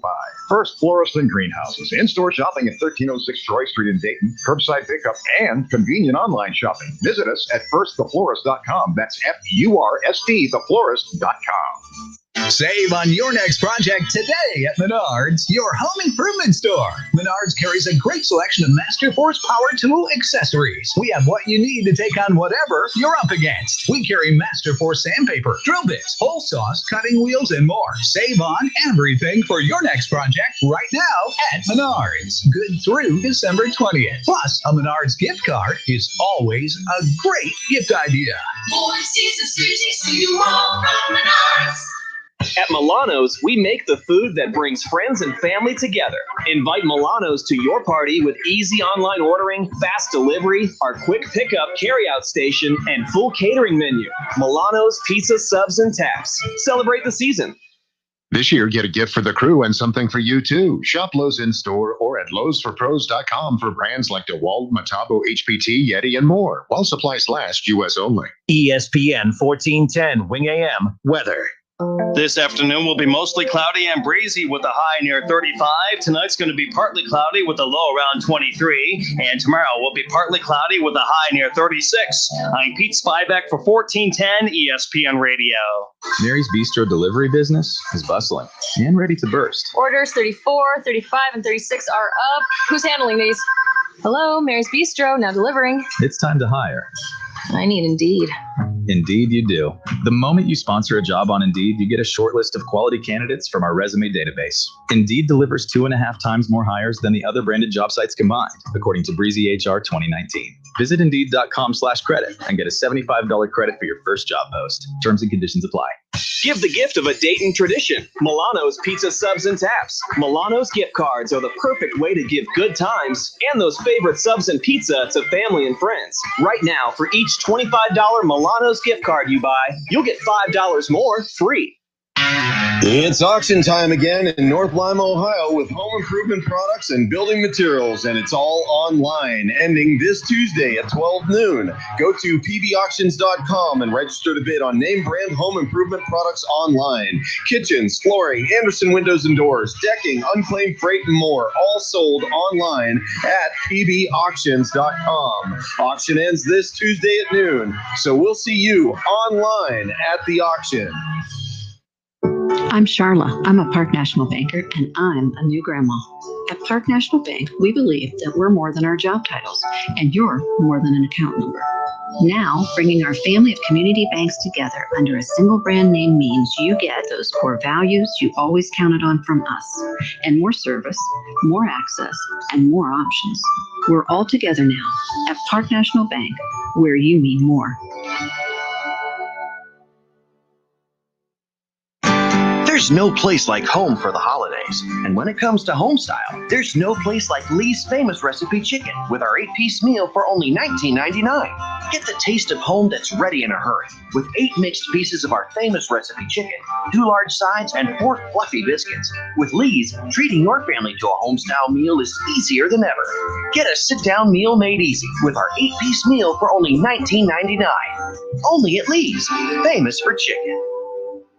Need legal help? We can help. Hi, this is Mike Foley, your Montgomery County Clerk of Courts. Have you heard about our new help center? It's located at the Montgomery County Courthouse, providing legal information and forms. And we also share programs and resources that may be available to you. Let us help you navigate the court system. Visit us online at courthouse2u.com for more info.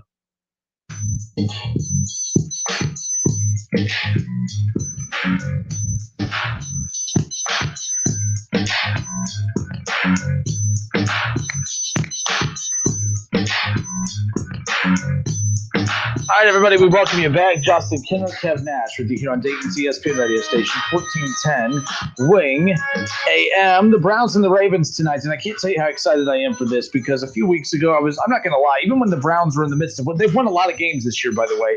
They're really, there has not been that Browns stretch where you feel like this team has just been bad this year. I mean, the sad thing is this is how much they've improved, Kev. There's been stretches throughout the season where I'm like, oh, man, this team's not very good after wins. After they lost to the Raiders, I didn't feel good about how they looked against the Texans. There was just a lot of games where I looked at them and I'm like, I don't really like how this team looks. Remember, I was all about trading Baker Mayfield for Matt Ryan, which, by the way, people act like I'm a hypocrite and that I bet he forgets that he said that. No, I don't. The thing is that we always forget, I think we need to realize this, especially, big picture with the pandemic. I'm not going to get into a tangent here, but people keep forgetting. I saw you tweet this out. Opinions change opinions and perception changes as information changes. Mm-hmm. And a lot of what we do is our opinions and our reaction is based on a lot of times what we just saw this past weekend, what we've seen the last 2 weekends. Right. And it is very, sometimes we overreact to things or sometimes we, underreact to things. We sweep things under the rug. The bottom line is as more information comes in, as more games are played, as more throws are attempted and completed and touchdowns are thrown and no interceptions, the more information we get, the more my opinion changes, not just with this little isolated situation with the Cleveland Browns, but in anything. Yeah. With the coronavirus. I love when I hear people say, oh, remember when Mike DeWine back in April said this? Yeah, you mean it's December. Yeah, he said that back in April.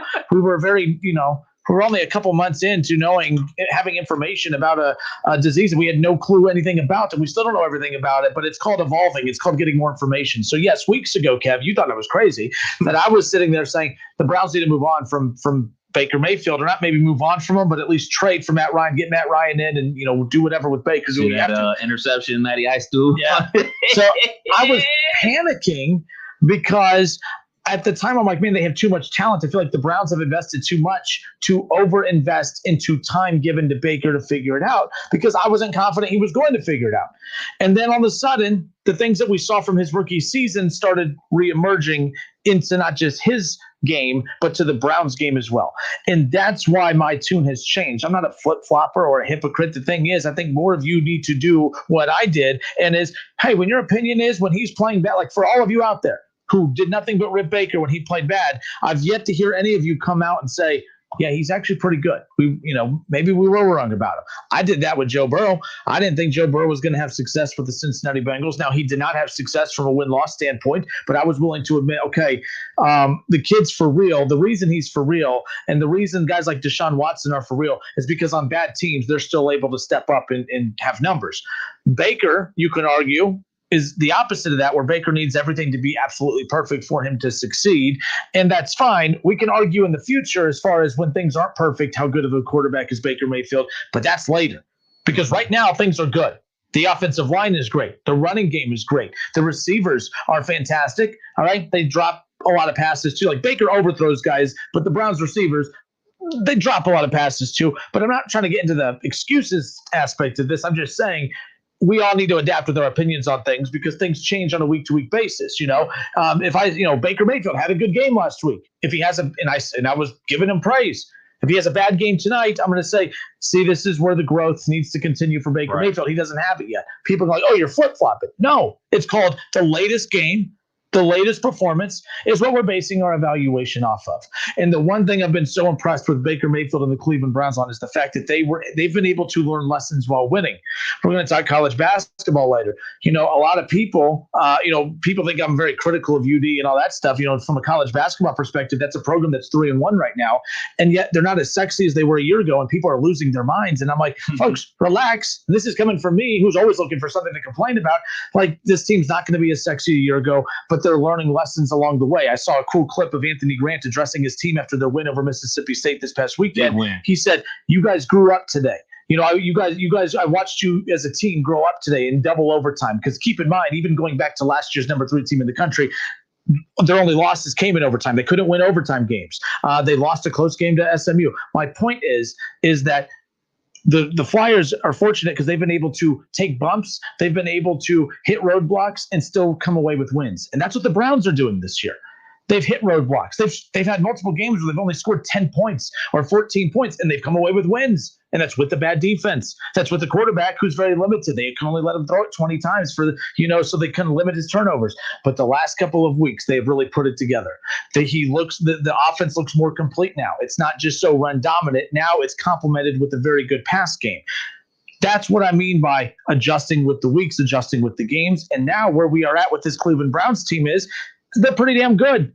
Now they can flop tonight, and we'll be right back at the drawing board again tomorrow. But I feel like the Browns have finally figured it out. Keyshawn Johnson from Keyshawn, J. Will, and Zubin, the morning show here, he had a sit-down interview with Baker Mayfield. It's really cool. They aired some of it on Keyshawn, J. Will, and Zubin this morning. In fact, the whole interview will be aired tonight on Football Tonight, coming up before Monday Night Football. But take a listen. Keyshawn Johnson and Baker Mayfield discussed the number one thing that has led to the Browns turning it around from one year to the next. Take a listen. You are one game away from a 10-win season, something that the Browns, as you know, hadn't done since 2007. What has changed? It's a cultural thing. I think the guys that we've brought in have been the right moves. It's been something that our GM, Andrew Berry, and Kevin Stefanski have been on the same page the whole time. And they did such a good job of saying, here's our identity, here's what we're going to be about. And they haven't wavered from that. No, they have not. And I want to give Baker credit here, because it's one thing to say, well, the coach has not wavered from that. But players don't always buy into a coach's view. Zach Taylor in Cincinnati has this like, oh, I'm the man of this team. I'm going to run this team. Oh, I'm going to punish, I'm going to punish our veterans who have been here a long time. I mean, look what he did this past weekend. You have a veteran running back in Bernard, and then he fumbles it, and then you sit him. He hadn't had a fumble in over 300 plus carries, and you bench him to prove a point. Like, you have to know your locker room. You have to know your roster, and he ended up losing the locker room because of that. On top of the other bad decisions he's made, he's a horrible coach. He's won 4 games in 29 games. He's horrible. But the point is coaches come in thinking that they're going to do this whole, man, I'm going to be a great coach. I'm not going to tolerate turnovers. I'm going to bench you if you turn it over. I'm going to use, I'm going to make an example out of you. If you give me attitude, I'm not going to play you. Yes, you should not tolerate some of those things, but you also got to know the room a little bit. And not all players always accept the coach trying to come in to be the adult in the room. Got to give credit to Baker Mayfield, who, it's one thing for Stefanski to come in and say, I got to change this culture. It's another to have the players who are willing to accept that. Baker Mayfield has been a high volume thrower at every level that he has played at, in high school, in college. He won a Heisman because he was a gunslinger, right? He's not a gunslinger anymore. He's a game manager, and he's kind of each week evolved a little bit. But I don't think Baker gets enough credit for being the guy. We talk about this in basketball all the time. A lot of times basketball players struggle accepting their side role in basketball after, in high school, they're the star. Right. They're the guy. Everyone is there to see them. But they get to Division I college basketball, and now they're coming off the bench, and they're just a little role player. They're coming in to have spit minutes here and there. You know what I mean? So, and some athletes don't respond well to that. And Baker didn't have to respond well to that. He could have had an attitude, and he didn't. And that he's not getting enough credit for accepting the culture change and accepting the game plan change, Kev, because he could have said, I'm Baker Mayfield. I was the number 1 overall pick. I won the Heisman in Oklahoma. I've been talking all this smack for years. Who are you to tell me? Good for him for being able to accept it, because not only is he accepting it, it has led to him excelling out on the field. And it's really silenced a lot of hate. Now, the people who continue to hate, that's just because they enjoy hating. But it's what's made this fun, is because Baker's getting better each week. He's evolving, and he's doing it and learning while winning. There's like Joe Burrow had to learn in the only couple weeks of the season that he was able to play in. He had to learn while playing and while losing. It's a lot better when you're winning games while also learning about yourself and your team and evolving at the same time. I like what the Browns have done. I like what Baker Mayfield has done. They deserve the attention that they are getting heading into tonight, and I don't think it's for the wrong reasons. They're not talking themselves up. Baker's not giving, bulletin board material to the media and to the Ravens.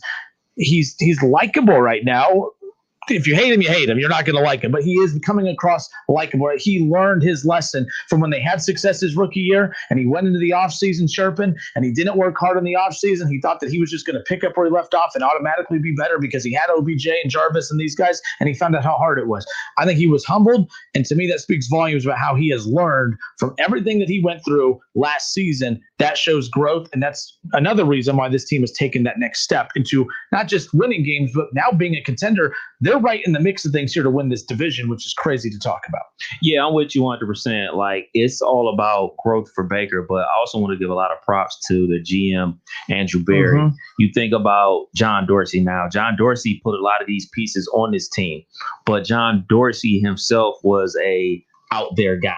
I won't say braggadocious, but he was a personality. He was one of the few GMs that people actually knew who he was. He helped construct the Kansas City Chiefs, so he was a part of the original group that brought in Baker. Yeah. So his fingerprints are not only on the Browns, but the Kansas City Chiefs as well. But when they made that switch to Andrew Berry, I've only heard Andrew Berry speak twice.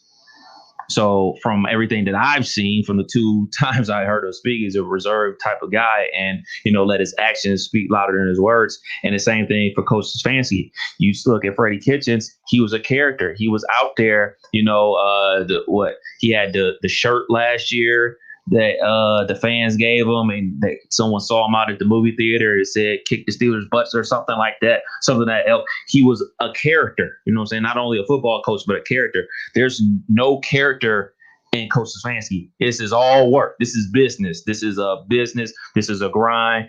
This is a football team. And so when you have leadership like that, leading in that manner, your team falls in that line. Like before, all the commercials and everything that Baker was doing, people griped about it, but guess what? You're winning games. You don't hear people griping about him being on progressive commercials all the time. You know, Hulu has live sports, but nobody's complaining because they're winning games. Like the things like that I talked about with OBJ and the changing of the shoes when OBJ was playing, and he was playing well, by the way. There was none of that because this culture was set from the GM to the coach. And that's what I talk about. Organizations win championships. It's not just because of the players. It's not just because of the coaches. It's the whole organization. You got to be lock in step to make change and to win championships. I mean, you were talking about it in the offseason saying you got an adult for a head coach. That was my next point. Thank you. Yeah. So Freddie Kitchens versus Stefanski is night and day. It's night and day. Yeah, and that was my biggest thing was, okay, we know the talent's there. And we're learning with Tampa right now, a team that has the talent that, you know, it sounds like it's a culture problem. The coach does not have control. Freddie Kitchens did not have control last year. Stefanski has control, and that speaks volumes about why this team and organization has been able to take that next step forward. Now, all of that can be washed away tonight if they get embarrassed on Monday Night Football. Now, I say that it's not going to take away the success they've had to this point. If they lose tonight, they're still a 9-4 football team. They're still second place in the AFC North, and they're still within a couple games with a month to go, you know, competing for this division, and they're still well on their way to the playoff. Now, I asked the question about which team is this a bigger deal for tonight. Mm-hmm. I think that this game, as strange as this sounds, it's a big game for the Browns. Baker Mayfield is facing a lot of pressure, you know, but the problem is we keep moving the goalposts for him. Like, for instance, Chris Shope on Facebook says, let's see how Mayfield does tonight, and then we'll decide how good he is. We were saying the same thing last week.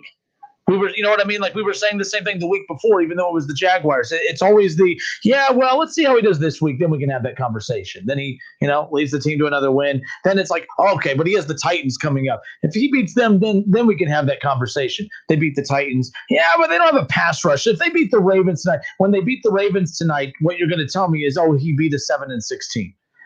And then they got the Giants and the Jets the next couple weeks, so those won't be credible wins. And then if they do beat the Steelers and ultimately end up winning the AFC North, Cap, you know what it's going to be? Well, you know, the Steelers, they imploded late in the year. You know, their defense got banged up. You know, the Baker's just lucky. Stop.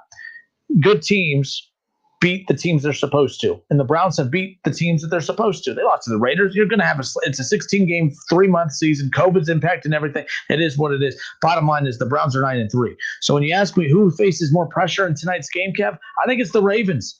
The Ravens came into the season with many people projecting them being a 13-14 win team.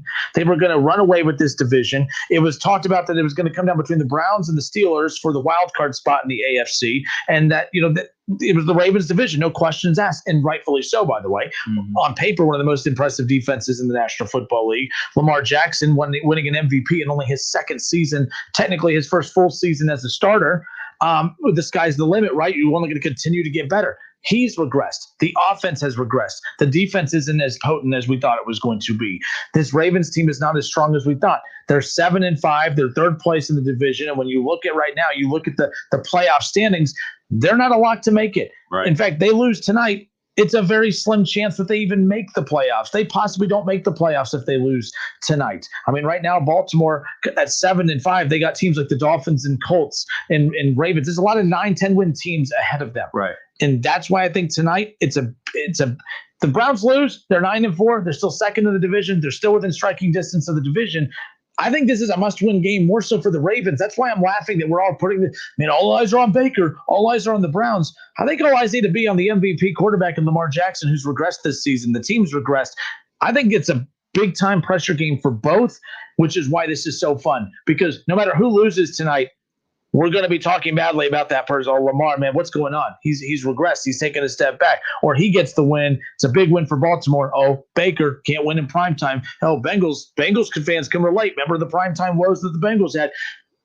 There's going to be a fun narrative moving forward out of this. And if the Browns win tonight, look out. Because the Steelers-Browns race to the finish line, I thought that was a long shot a few weeks ago. I thought I was just trying to do it to annoy Kev, and now it's actually coming to fruition, and it looks like Kinder knows what the hell he's talking about, and it's always a good day when Kinder looks like he knows what he's talking about. Oh, Lord. No, the Browns and the Ravens game is epic tonight. It's the game of the week. It's the one that everybody's talking about, everyone's been talking about all weekend long. The pressure's on the Ravens for this simple fact. They're sitting at 8. And guess what? 8 is out of the playoffs. So they're not even in the playoffs as the playoffs started today. So this game is more pressure on the Ravens. The pressure is also on the Browns, because, they haven't been in this position in a long time. And all that's great. That's a storyline, everything like that. But the fact is the Ravens are out of the playoffs right now. If they win this game, they stay in the playoff race. If they don't, they're probably not going to make the playoffs. So the pressure is all on the Ravens. Oh, we agree. We agree. All right. Well, that don't happen too long. No. We'll open up the phone lines. 457-9464. Browns or Ravens? Lamar Jackson, Baker Mayfield. Who's facing the most pressure heading into tonight's Monday Night Football matchup? I know the narrative is that it's the Browns, but honestly, I know people have a hard time grasping this. But the Browns, they're 9-3. They're actually in control of their season right now. They lose tonight. How crazy is that they lose tonight? And I'm still not fearing that they miss the playoffs. Like they're still a good team. The Ravens, I believe, are a good team deep down. They're just not playing their best football right now. Someone said a little bit ago that the Ravens' woes are because Lamar Jackson's missed a lot of games. Folks, he's played in 11 of their 12 games. Lamar Jackson has played in 11 of the team's 12. The one he missed was because of COVID. Fortunately for the Ravens, when he had COVID, that was during a bye week, so they only had to miss him for one game. He's a difference maker, but it looks like the league has caught up with him, where he just doesn't have the weapons for his talent to be able to truly flourish. Let's go to Facebook. Eric Pugh on Facebook. Eric, I hope I said your last name right. He says they look good, but be real for a minute. They beat the Titans and have been blown out in games against top-tier teams. The Bengals beat the Titans. The Bengals are like the worst team ever. Eric, no. Look, I'm not going to be that homer guy that's going to pretend that that's not the narrative. I say this all the time. Like, if you're going to be a Cincinnati Bearcat fan, say, well, we're 8-0. We're about to win a conference championship. We should be in the playoffs.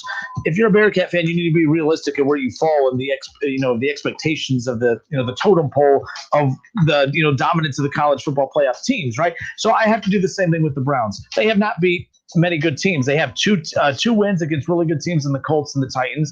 And by the way, the Bengals thing, the transitive property with that, I'm not going to buy into that necessarily. The Bengals are bad. The Bengals got a good win over the Titans. The Titans are vulnerable with their defense. That's what allowed them to be, beat by the Bengals. But the Bengals never really built on that. And had the Bengals built on that and then continued to get better, I would have said, oh, that's a good win for the Bengals. That was just a good upset win for them. I don't truly believe that if they played 5 more times that the Bengals would get one win in that, assuming Burrow's healthy.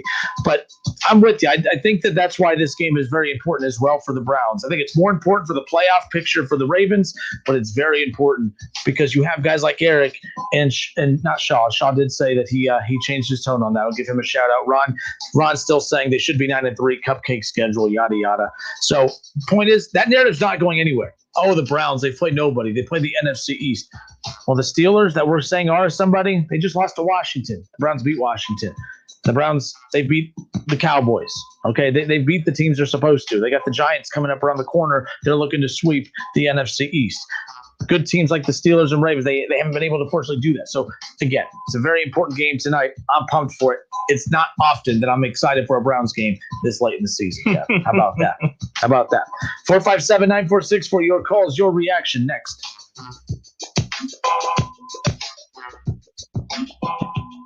It's the Justin Kinner Show with Kev Nash on 1410 ESPN Radio.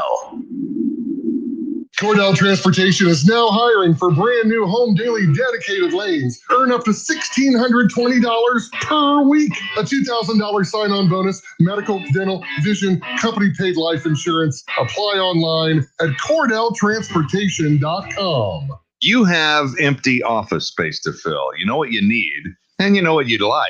But you also have a pretty good idea after you've shopped around the usual places that what you need and what you'd like, that might not happen. Well, then you haven't been to Charles Larrick's Warehouse Outlet. Nobody has their selection. Nobody has their discounts. And every week there's something new. If you need office furniture, Charles Larrick's Warehouse Outlet can sell it to you for half price and below manufacturer's suggested prices. Half price and below on hundreds of items. Selection from budget to the best, really. Desks from $50 to $5,000. File cabinets, $25 to $500. Before you go anywhere else, do yourself a favor and come to Larrick's Outlet.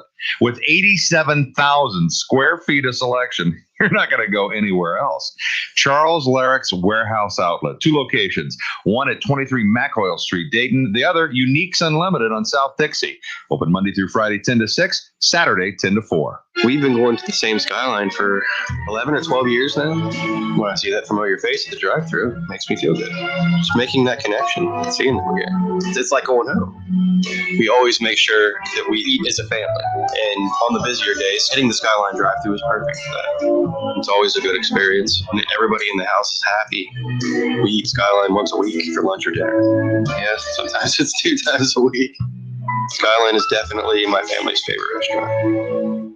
Mrs. Claus here. I used to shop online. Now I save money by getting fun and exciting gifts from a locally owned small business that beats Amazon. Where? At the Hobby Shop near the Dayton Mall. The Hobby Shop has the hottest radio-controlled cars and trucks by Axial and the coolest radio-controlled boats from Pro Boat. Keep your money local and save over the big guys by going to the Hobby Shop. The Hobby Shop, a quarter-mile north of the Dayton Mall, directly across the street from Lowe's, next to Ollie's. For your safety in these COVID times, the Hobby Shop offers curbside pickup. Call 937-436-6161. I absolutely love my dog, but the constant shedding, not so much. But then I got a Swiffer Sweeper Pet Kit, and it is amazing. These super thick cloths pick up a crazy amount of hair. Just look at all that. And that was from just one swipe. And the best part, Sweeper's so much easier to maneuver than a broom or a vacuum, easily getting around chairs and under the couch. You're right. Now I can focus on you, not your shedding. Swiffer Sweeper Pet Kit, because shed happens. Am I? First Response knows this is one of the most important questions a woman will ever ask herself. Am I sure it's the right time? Am I starting the next chapter? Am I about to be called mommy? Am I pregnant? Trust First Response to give you a clear and reliable answer with over 99% accuracy from the day of your missed period.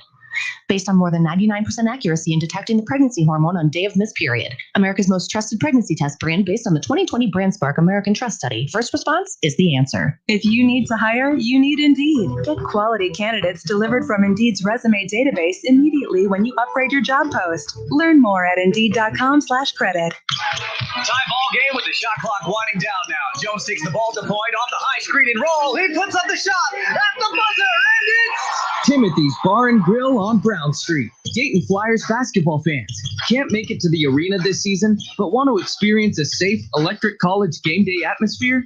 Timothy's Bar and Grill is the spot to support the Flyers all season long. Follow Timothy's Bar and Grill on Facebook and Twitter for select game day specials. Go Flyers!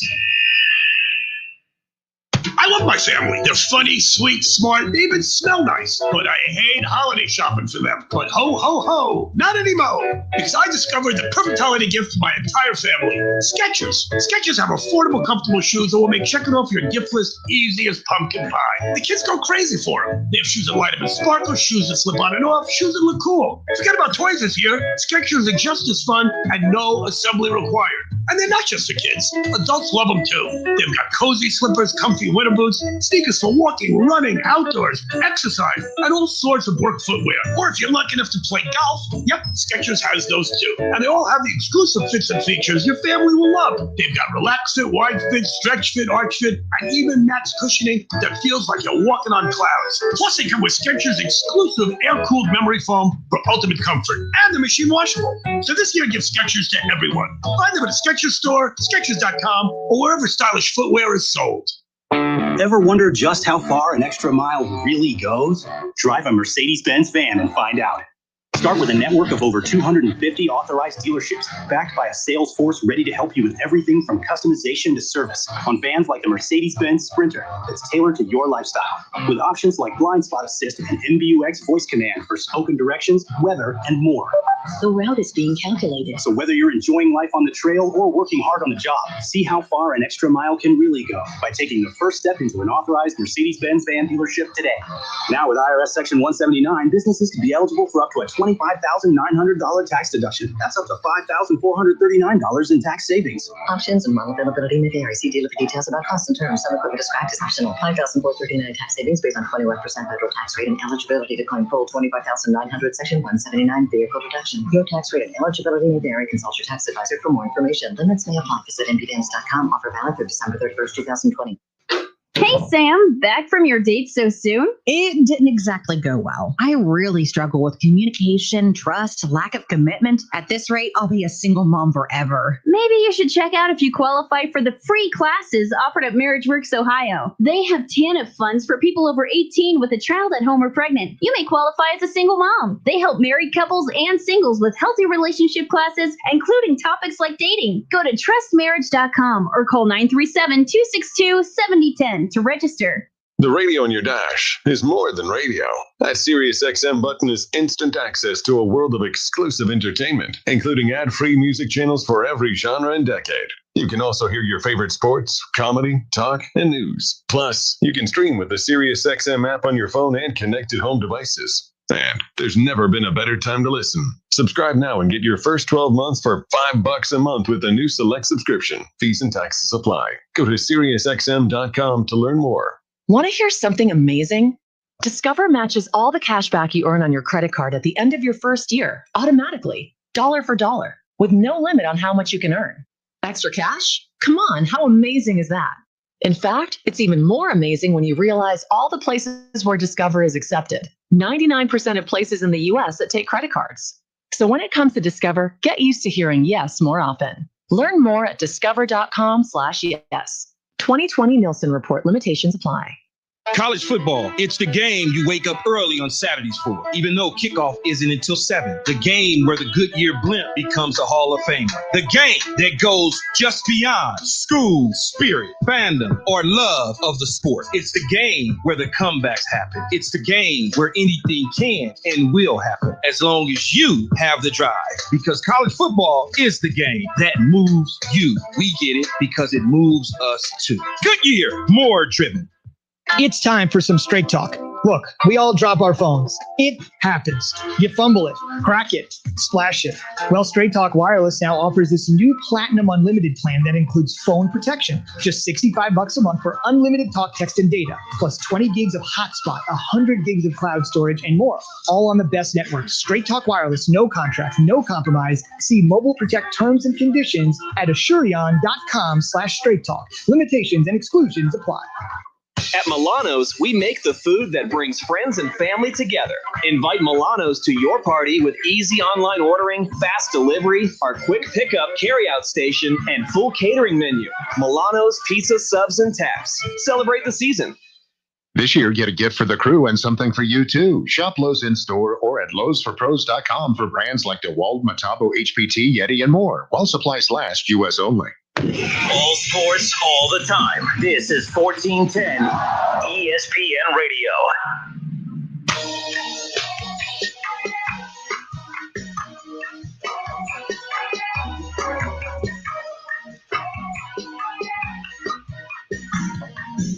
Baltimore Ravens, a 3-point favorite tonight. Again, the Cleveland Browns welcome into Baltimore Ravens. 9-3 Browns. And the reason this game really picked up, even more importance for the Browns is mainly because the fact that the Steelers are on a little 2-game losing streak. And the reason that's significant is they went from undefeated a week ago to now all of a sudden a game and a half ahead of the Cleveland Browns. And a win tonight for the Browns would put them within a game. And that includes matchups against a bad Giants team who's played better, to be fair. Not going to, act like they haven't played, but they have. They played better. But they had a bad loss this past weekend. They look like, whatever. Who knows what you get with the Giants. Their defense, that's what really allows them to hang around in games, same thing with Washington. But the Browns have the Giants coming up, they have the Jets coming up, and the Steelers. Yep. You get past this Ravens team tonight, you're 10-3. Remember, I predicted 12 wins. They might finish with 12 wins exactly, Kev. Yeah. Because I could see them if they win tonight. They should. They would be so Browns to freaking lose to beat the Ravens and end up losing to the Jets and giving them their first win of the season. That would be so clean. I hear that a lot. There was that caller a little bit ago that said it would be so Cleveland if they did this. I hear people all the time say it would be so Cleveland if this. It would be so Cleveland to beat the Ravens, have all the momentum going, beat the Giants next week, be at 11 wins within a game of the division, and then lose to the Jets, and then lose to the Steelers to close it out. But I project they win tonight, they beat the Giants and the Jets, and then at that point, I say hopefully, at least for your side, the Steelers kind of get healthier a little bit, more so over the next couple of weeks. But how crazy would that be to head into that final week, the Browns and the Steelers, for the AFC North title? That would be nuts. It'd be that'd great be fun. It'd be great for TV. It'd be great for the NFL. It'd be great for all the fans out there. But thank goodness for all us Pittsburgh Steelers fans out there, we got the Bengals coming up this week. That's oh man, that's a sight for sore eyes right there. And no Joe Burrow. So even with Joe Burrow, you've been fine. Yeah, we were going to win that game, probably even if Joe Burrow was there. But now there's no Joe Burrow. There's no hope for the Bengals. So hopefully we get back onto the winning side of things this week versus Cincinnati. Then a tough game versus the Colts, and then definitely a tough game in the last week of the season versus the Cleveland Browns. So, it's going down to the wire. Eric Pugh on Facebook says, you called the Washington game, though. Yeah, that was back during Thanksgiving. I remember I started going down the list of the build-up to this Browns-Ravens game and the race to the finish line when the Steelers had started to show some vulnerability a little bit. And it really started that week against Dallas, when it literally took every ounce of energy to push off the Dallas Cowboys. That would have been a devastating loss for the Steelers. They were able to somehow miraculously come back and win that. But they just haven't looked the same since then. They've just looked weaker and weaker each year. Each week they've looked more vulnerable. But I called the Steelers, losing to Washington a few weeks ago. Is what it ends up happening again, but you don't project that injuries are going to be why that ends up leading to happen. But Pittsburgh's just not playing good football right now. The one thing that's interesting, how about this stat for your Steelers and Ben Roethlisberger, Kev? When Big Ben, throughout his career, Colin Cowherd put this out. I stole it from him. I'm just being very honest. To act like I do my own homework is just ridiculous. But Colin Cowherd spit out these stats earlier today. I thought it was interesting. When Ben Roethlisberger, throughout his career, when he throws the ball 35 plus times, he has a record of 51, 48, and 1. Mm-hmm. That's about 500, but it's 500. It's right at 500. It's amazing when he has games where he throws less than 35 times a game. He has 104 and 24 in games when he throws less than 35 times in a game. When he throws less than 35 times in a game, he literally has. That's crazy to me. And the reason he was bringing this up, Colin, was, and you start looking and diving deeper into the numbers, he has thrown more passes than any quarterback in the NFL this year. Right. They have no run game. Right. That's one reason why. But anytime that they have become Big Ben dependent. This is what gives me hope about Baker. This Big Ben is actually the quarterback you look at and say, hey, that model right there is what Baker is going to have to be successful. He's never going to be the guy that's going to lead the league in pass attempts. He never should. He's going to have to throw a decent amount of passes, but he needs to be hovering around that 30 pass attempt range the way Big Ben does. Big Ben, when the Steelers lean on Big Ben, the numbers show they're not as good. They don't win as many games. They're more vulnerable to lose. This season, despite starting the season 11-0, they've been vulnerable in a lot of weeks, and it's come down to that. And I think a lot of that, it's not fair to put Big Ben to use this sample size of games to compare to his career. He's an older quarterback right now, but that's on the Steelers for being stubborn when it comes to the run game, because I know even if you had your guy Connor back the whole time, they've had Connor the last 2 years. They've been ranked 29th and 29th in the NFL in total rushing those last couple of years. He's not it. I know that the Steelers take pride in the Steeler way, but pride is why the Patriots are stubbing themselves in the toe. I think sometimes you do got to look at yourself and say, okay, we need to be thinking outside the box a little bit. I know the Steeler way works more times than not, but you've left some potential titles on the line the last couple of years by not committing to going out to get that running back, which it's easy to get running backs in the NFL. It really is. Like, I'm surprised, Connor's a drafted running back, and that's what they do. But that Big Ben stat about over 30 passes, I would like to see that compared to another quarterback as well. I don't think you can say, just throw out arbitrary stats and say, well, this stat tells this story about this quarterback.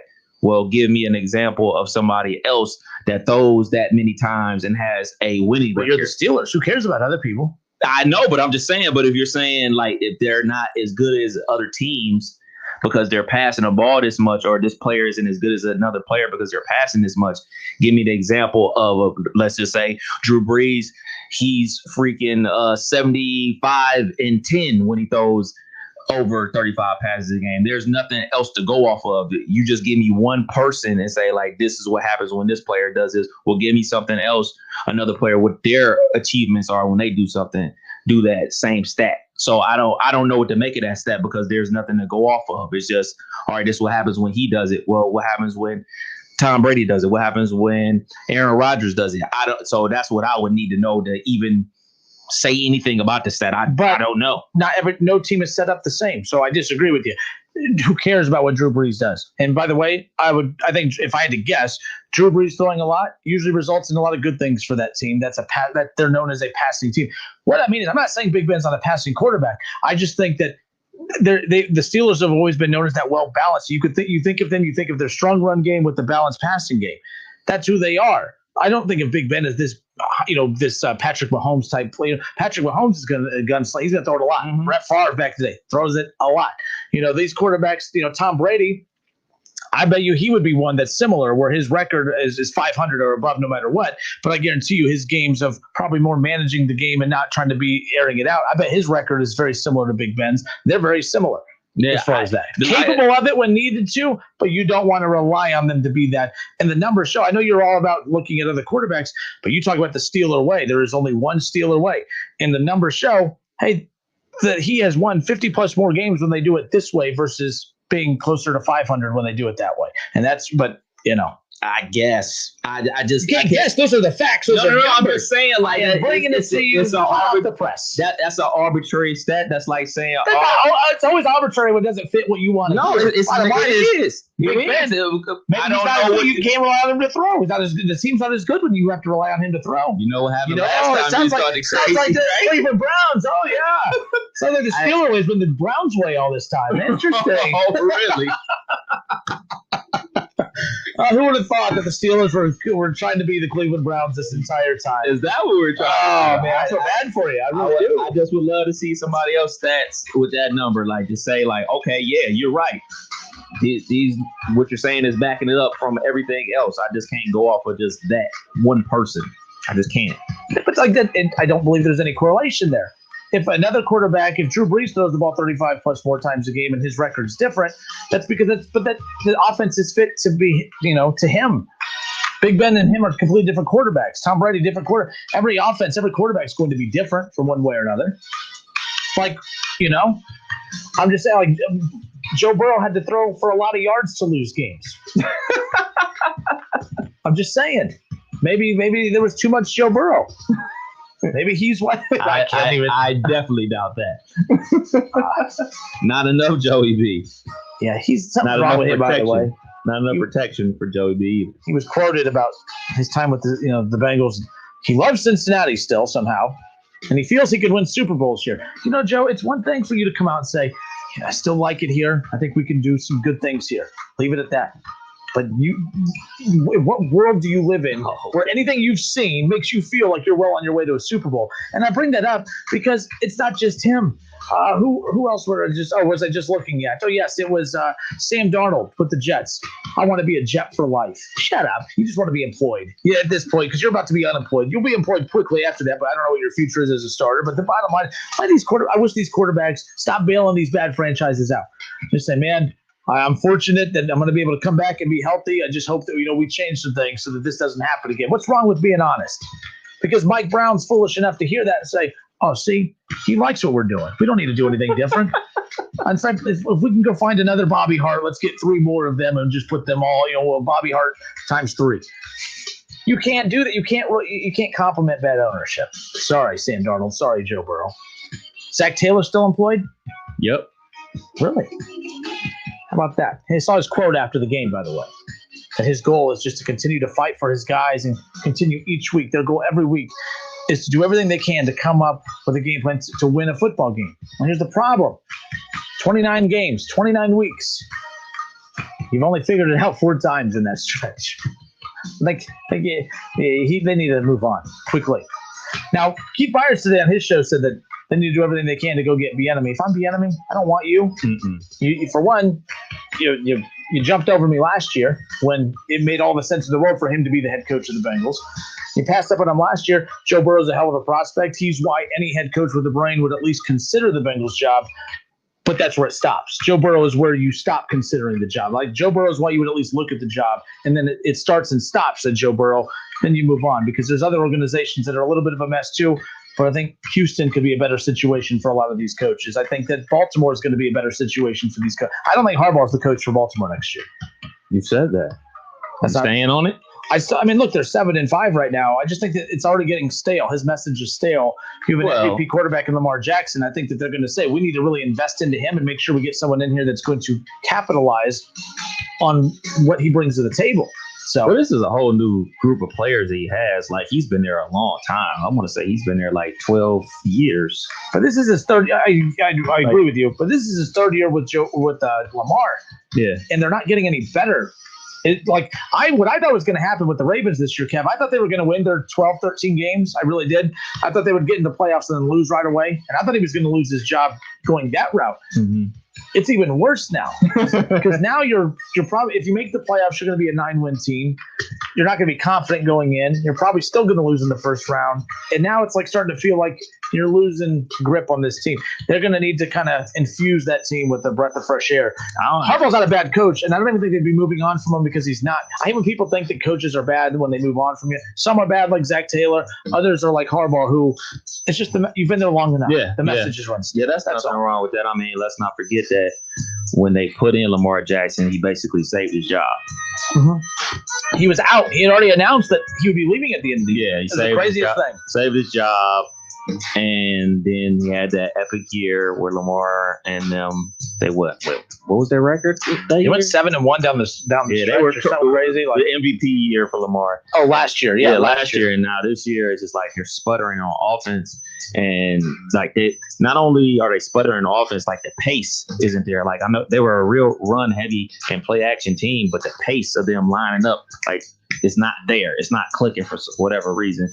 And I still think it's a problem when you have a 5'9" receiver as your number one guy. I mean, I know Hollywood Brown is one of the fastest guys in the NFL and everything like that, but when you have a 5'9" guy as your number one guy, there's a problem. I mean, I know everybody's going to look at everything that's going on with KC and Tariq and everything like that, but he's not the number one receiving option. Travis Kelce's the number one receiving option. Like, when you got a 5'9" dude running slants and square ends, it's a problem. A 5'9" dude needs to run over routes and fly routes. It's not good. It's not good. So they needed a lot of draft help and get some bigger, bulkier receivers. All right, it's the Justin Kinner Show with Kev Nash here on 1410 ESPN Radio. We go out with this real quick Facebook reaction. Ann Anderson said, "You are so right. Been a very long time since anyone can get excited about a Browns game. Last time for me was maybe 1970-ish. The Colts were still in Baltimore. So yes, it has definitely been a while." Reggie George says, "Go Browns," with a lot. You know, he's overly emphasizing the Go Browns. Good for him. The Browns backers of Greater Dayton. Shout out to the Browns backers of Greater Dayton. Sound like a fantastic group. They say, "We live in a world where the Browns are a legitimate threat to the Steelers and the Ravens are not." Absolutely. 9-3. The Browns are right on the heels of the Steelers after losing back-to-back games, which Shane Rachelson, says the Steelers still need to lose one more for that game to be for the division, talking about if the Browns and Steelers meet for the division late in the year. They beat the Bengals and Colts no matter what. Cleveland does. Pittsburgh wins the division with the 5-1 division record. So they can end up finishing with the same record, but they would hold that tiebreaker there. So it's not a lock. Chris Schultz says, "Browns will lose tonight. I'm not being a hater. I'm being realistic." Chris, you could say that you picked the Browns to lose tonight in a close one, but to say you're realistic. The reason that the Vegas says that this is going to be a close game. Vegas says it's the Ravens are favored by 3, and when anything's favored that close, by the way, it's not favored anything. It's going to be a tight game because there's not enough for the Ravens for Vegas to even feel comfortable making that a bigger line. So if Vegas is saying it's going to be a 3-point game, that means there's not confident enough in the Ravens to just totally walk away with this. So Chris, you're making it sound like, there's just no questions asked. Like, I'm being realistic. The Ravens are going to win this. No questions asked. What have you seen from the Ravens of late to make you think that they are playing good enough football to just for sure get a win? I'm not saying it's that crazy to think that the Ravens could beat the Browns, but I think it's a little bit foolish to sit here and act like the Browns haven't been playing good enough and the Ravens have been playing bad enough lately to think that, the Browns just have no shot tonight. Chris, just so you're clear, you could say you're not being a hater. It doesn't mean you're not being a hater. Chris, you're like the guy, Chris, that says no offense, but, and no matter what you say after that, it's going to be offensive. That's you, Chris. That's you, Chris. I'm just saying. You are a hater, Chris. You're a hater. Your hatred's always welcome, though. So there's that. You just took that to 10 real quick. Well, because no, I don't like when people they're trying to do what I do, trying to soften the blow. When Chris says, "Oh, I'm not being a hater, I'm being realistic." That last part was the kicker, Kev. That's what did it for me. I'm not being a hater, I'm being real. You're being realistic. Being realistic about what? The Ravens are just for sure going to win this. It's a 3. They're a 3-point favorite. Cleveland's been playing. They're probably the second or third best team in the AFC right now. And you're going to tell me you ain't being a hater? You're a hater. So speaking of haters, King Hater, Taylor Schroeder. If the Browns don't hold Lamar under 14 fantasy points, they're dead to me. Okay, it wasn't that hateful of a post. I have Lamar Jackson as my quarterback, but I benched him. But actually, I'm in a bye. I'm in a bye this week because my team's that good, even with Lamar Jackson.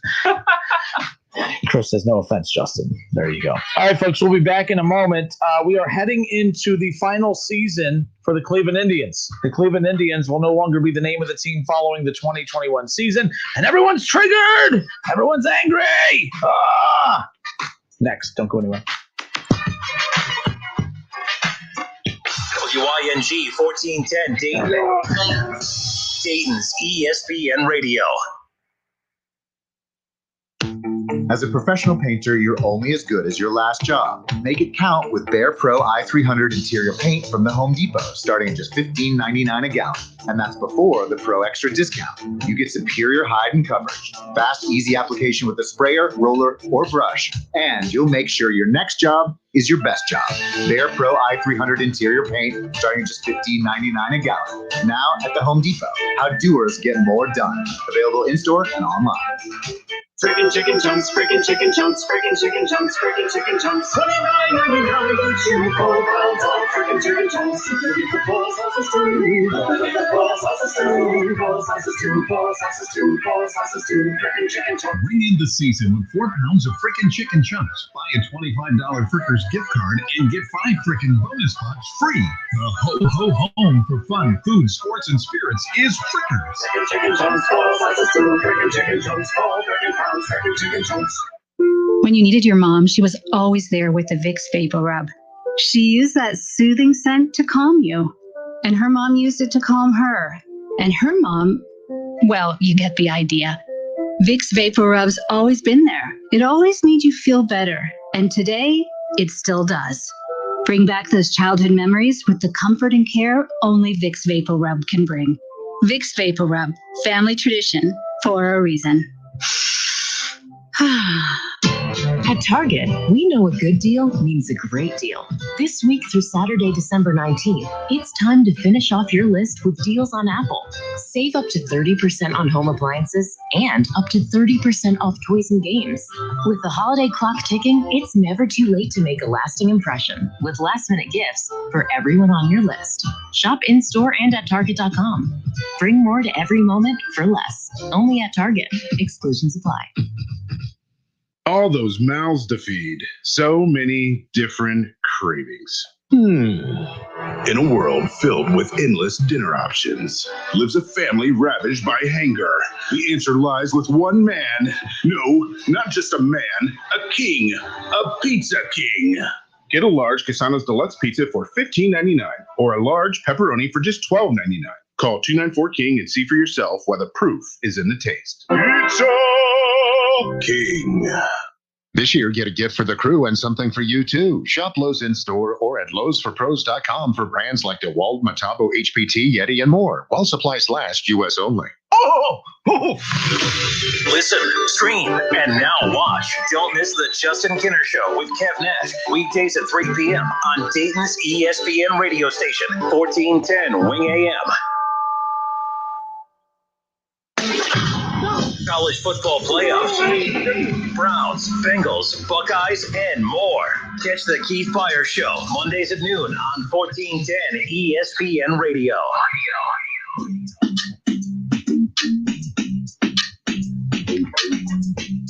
All right, we're back. Justin Kinner, Kevin Nash with you here on 1410 ESPN Radio. Don't mind me. I'm just trying to get signed into my Bovada account here. All right, get that taken care of. You Browns haters have pushed me over the line. People would say, put your money where your mouth is. I'm going to put my money where my mouth is. I've had it. Charles Mitchell, the Browns will be the clowns tonight. No threat to anyone on top of the AFC. Charles, they are on top of the AFC. They're second place in the AFC North. They're one of the top teams in the AFC. They're actually one of the hottest teams in the AFC right now. And it pains you guys. It pains you. Everyone, we keep moving the goalpost every week. Oh, we'll see how they do. The Jaguars. Watch, they're going to lose to the Jaguars. Oh, they beat the Jaguars. Oh, well, it's just the Jaguars. They're in real trouble with the Titans next week. They beat the Titans. No way. Derrick Henry, Ryan Tannehill, according to Schrody, MVP quarterback, greatest of all time. I mean, Tom Brady calls Ryan Tannehill for advice, according to Schrody. There's no way the Browns threw up by 30 in the first half. I think the Browns did just fine. Oh, but the Browns almost let the game slip away. There's not a lot of teams that are going to play as intense in the second half as the first half, and you're up by 30 at halftime, but that's an argument for another day. No threat to anyone top of the AFC. You beat the Titans. You're on Monday Night Football tonight. All right, and just so you know, Schrody said he never said that. Oh, my bad. I'm sorry. With all the other foolish things you said about Tannehill, I just assumed that's where you were with that. I just wasn't sure. The Browns are a 3-point underdog tonight, and everyone's just so confident that there's just no way in hell. Charles Mitchell says there's just no way. There's just no way. Schulp, he says, I'm not being a hater. I'm being realistic that the Browns are going to lose tonight.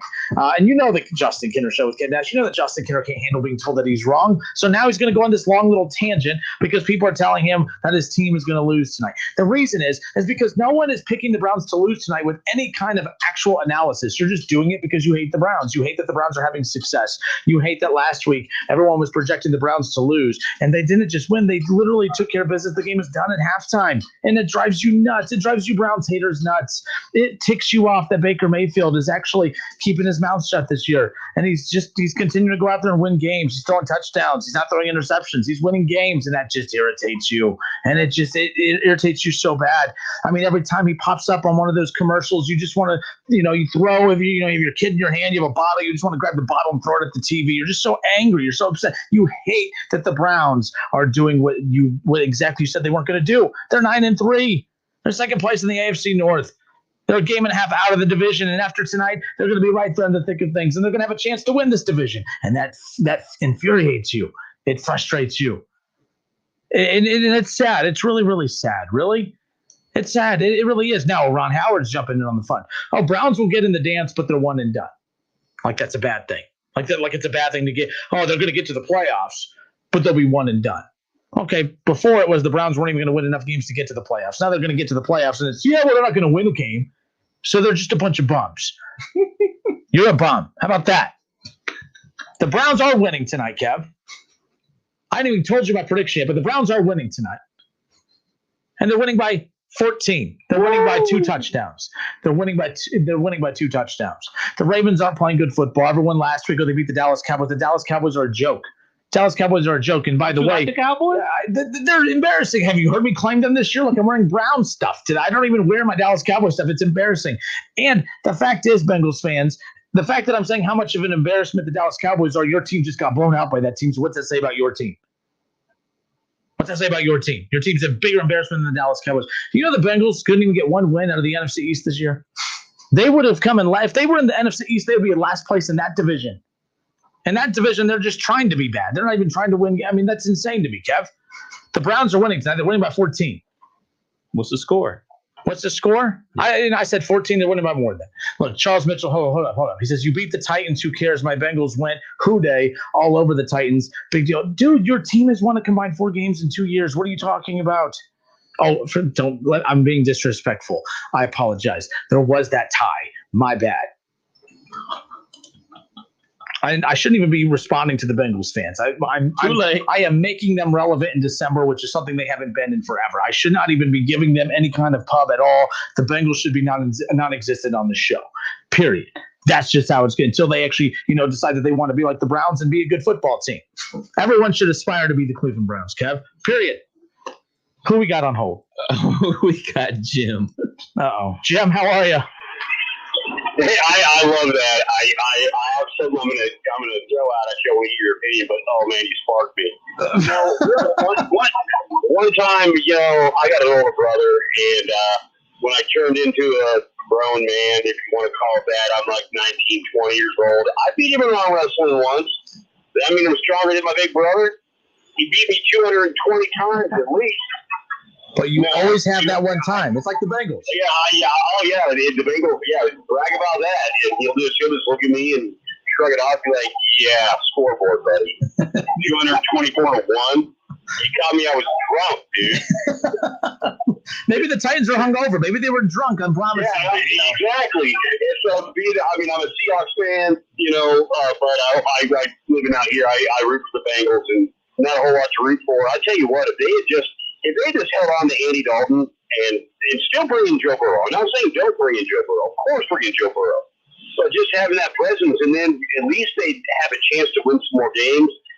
And I honestly don't realize why they let them go a week after, but they'd at least be competitive. They'd certainly be as good as they were the year before, and the year before that. And well, I shouldn't say the year before; they were terrible. But they certainly wouldn't be a downgrade to a point where you watch them. You just want, I watch the Browns play because it's a more entertaining game, and I'm not a Browns fan, but I watch the Browns play, when they're on CBS or Fox when the Bengals are on. No, and that too. And to go back to your point and look about Andy Dalton. Look, Andy Dalton was never going to be kept just because of the contract. I think that had he had a friendlier deal, it would have been easier to keep the veteran around to mentor Joe Burrow. But I just don't think in today's NFL, like we don't just see the rookie quarterback drafted come in to be mentored and to be groomed. Look, I know we saw that a little bit with the Dolphins, but that was more of them being overcautious because of Tua's injury history. And now, thanks to the Bengals, Joe Burrow will have injury history moving forward. Yeah, you would think they would have learned from past successes. Well, what do they do with Carson Palmer? What do you? So you don't like them being thrown out? No, I mean, you think they would have learned from a past success because Carson Palmer turned. I mean, almost. I'm not going to say single-handedly, but he turned that team around. But he sat for a year and watched John Kitna be a professional.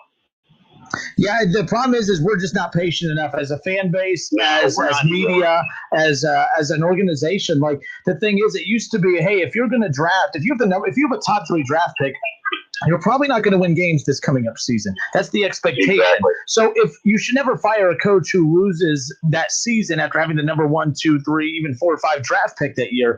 But the problem is there's losing and then there's losing the locker room. Zach Taylor's lost the locker room. Like you can lose games. He's the epitome of if you're on the school bus and you don't know who the smelly kid is, it's you. Yeah, exactly. I'm sorry, that's the thing. But before I let you guys go, I was thinking, I saw, coming across a thing this morning about the Cleveland team changing their name, and I'm like, man, and the only thing that popped right in my head, I remember playing for the Elks back in the day, 20 plus years ago, and we went and played this really cool team. They had a great whole atmosphere going on, and they were the Dublin Rocks. And then they bought us 100 pizzas for both teams. So, we had a scrimmage where we played like a real game, and then we had 100 pizzas from Domino's, and had a good time. And I'm thinking, the Dublin Rocks, that's a really cool name. Then I thought about it. I hadn't thought about it until Cleveland decided to change their name. The Drew Carey Show, baby. But it makes sense because what's right there in Cleveland? The Rock and Roll Hall of Fame? Mm-hmm. So you like the Cleveland? What's funny? The reason why they won't do it. You know why they won't do it? The Cleveland used to have a WNBA team, and they were the Cleveland Rockers. So my deep knowledge of the WNBA, I just spit an awesome fact right there. I'm so proud of myself. WNBA is good basketball, man. But the Cleveland Rockers, I feel like that would that be a problem at all? That it would be too close to that? That's not even me trying to be funny. I'm just pro team has toyed with it in the past. Why not? I'm not totally against that. You're right, and the song would just write itself. It would definitely just tie right in. It's just the first step out of my head. I want to get your opinion, but I didn't know that there were the Cleveland Rockers out there. But I'm thinking, who cares? I mean, you have WNBA teams that kind of mimic the NBA team, like you have the Utah Jazz, and what is the NBA? The WNBA is like the Wiz or something like that. And it just seems like the Cleveland Rocks would be a great name, but they won't do it. They'll probably be they'll call them the Cleveland football team. The Cleveland baseball team. Yep. Yeah. No. The Cleveland football team. They'll do that. They'll muff that up somehow. Actually, if they do call themselves the Cleveland football team, that doubles the chances of one of the Cleveland football teams being a winning team, and then that's always good for the Browns. Or okay. I think they go with the generic like Washington has. They'll use the word club though, not not team. They're called the Cleveland Baseball Club. But I wanted to hear about the Rocks, and I wanted to say something about Andy Dalton. He fired me up as I was grabbing myself a sandwich, and I'm like, oh, I got to say something about Dalton. They just left him there. At least people would tune in and watch. They'd be a competitive enough team to just think they could win, for the last couple of days. Absolutely. Hey, great hearing from you. Thanks so much, Jim. Take care. Happy holidays. 457-9464. Lamar Shelley, what's Baker's primetime game record? Look, if we're going to go back to Baker's record overall throughout his career is not that great.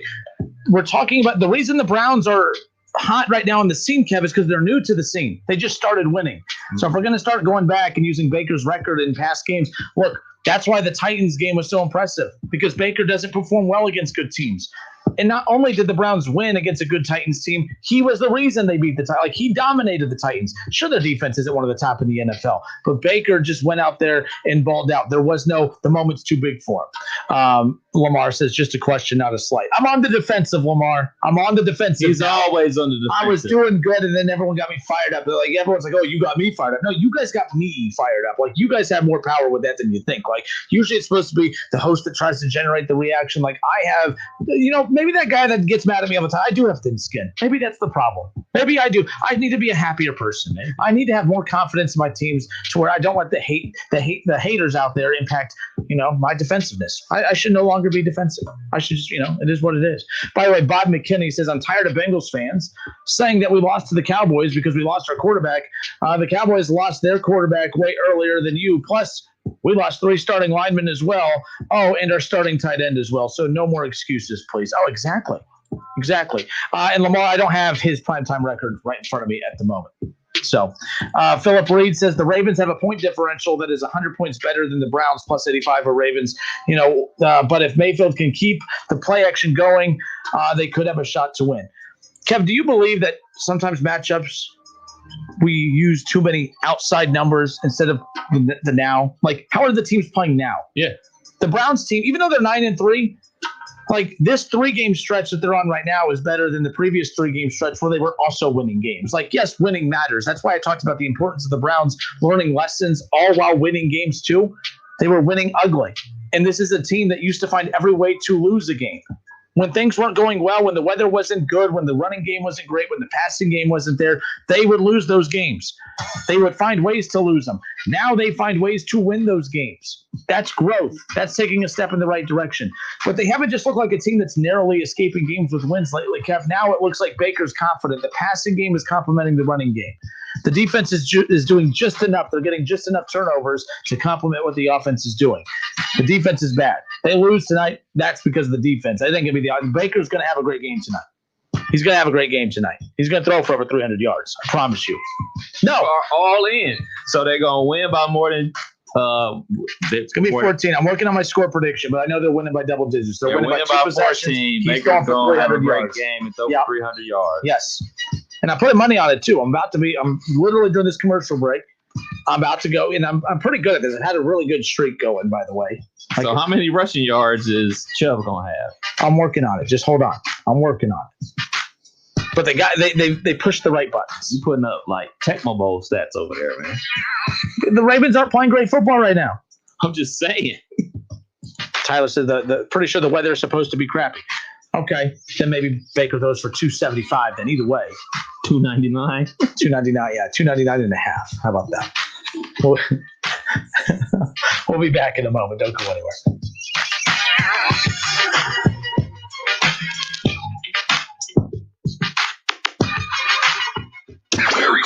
It's the Justin Kinner Show with Kev Nash, right here on ESPN 1410 Wing AM. ESPN 1410 Wing AM weather. This afternoon will be mostly cloudy and breezy with a high near 35. Tonight's going to be partly cloudy with a low around 23. And tomorrow will be partly cloudy with a high near 36. I'm Pete Spivak for 1410 ESPN Radio. Mary's Bistro delivery business is bustling and ready to burst. Orders 34, 35, and 36 are up. Who's handling these? Hello, Mary's Bistro, now delivering. It's time to hire. I need Indeed. Indeed you do. The moment you sponsor a job on Indeed, you get a short list of quality candidates from our resume database. Indeed delivers 2.5 times more hires than the other branded job sites combined, according to Breezy HR 2019. Visit Indeed.com/credit and get a $75 credit for your first job post. Terms and conditions apply. Home for the holidays, taking on a new meaning this year. Whatever your plans to celebrate, First Florist and Greenhouses can brighten your home with the holiday spirit. For gourmet baskets, holiday decorations, seasonal plants, and fresh cut flowers, your best choice is Dayton's largest family-owned florist and greenhouses. In business at the same location since 1905. First Florist and Greenhouses. In-store shopping at 1306 Troy Street in Dayton. Curbside pickup and convenient online shopping. Visit us at firsttheflorist.com. That's FURST, theflorist.com.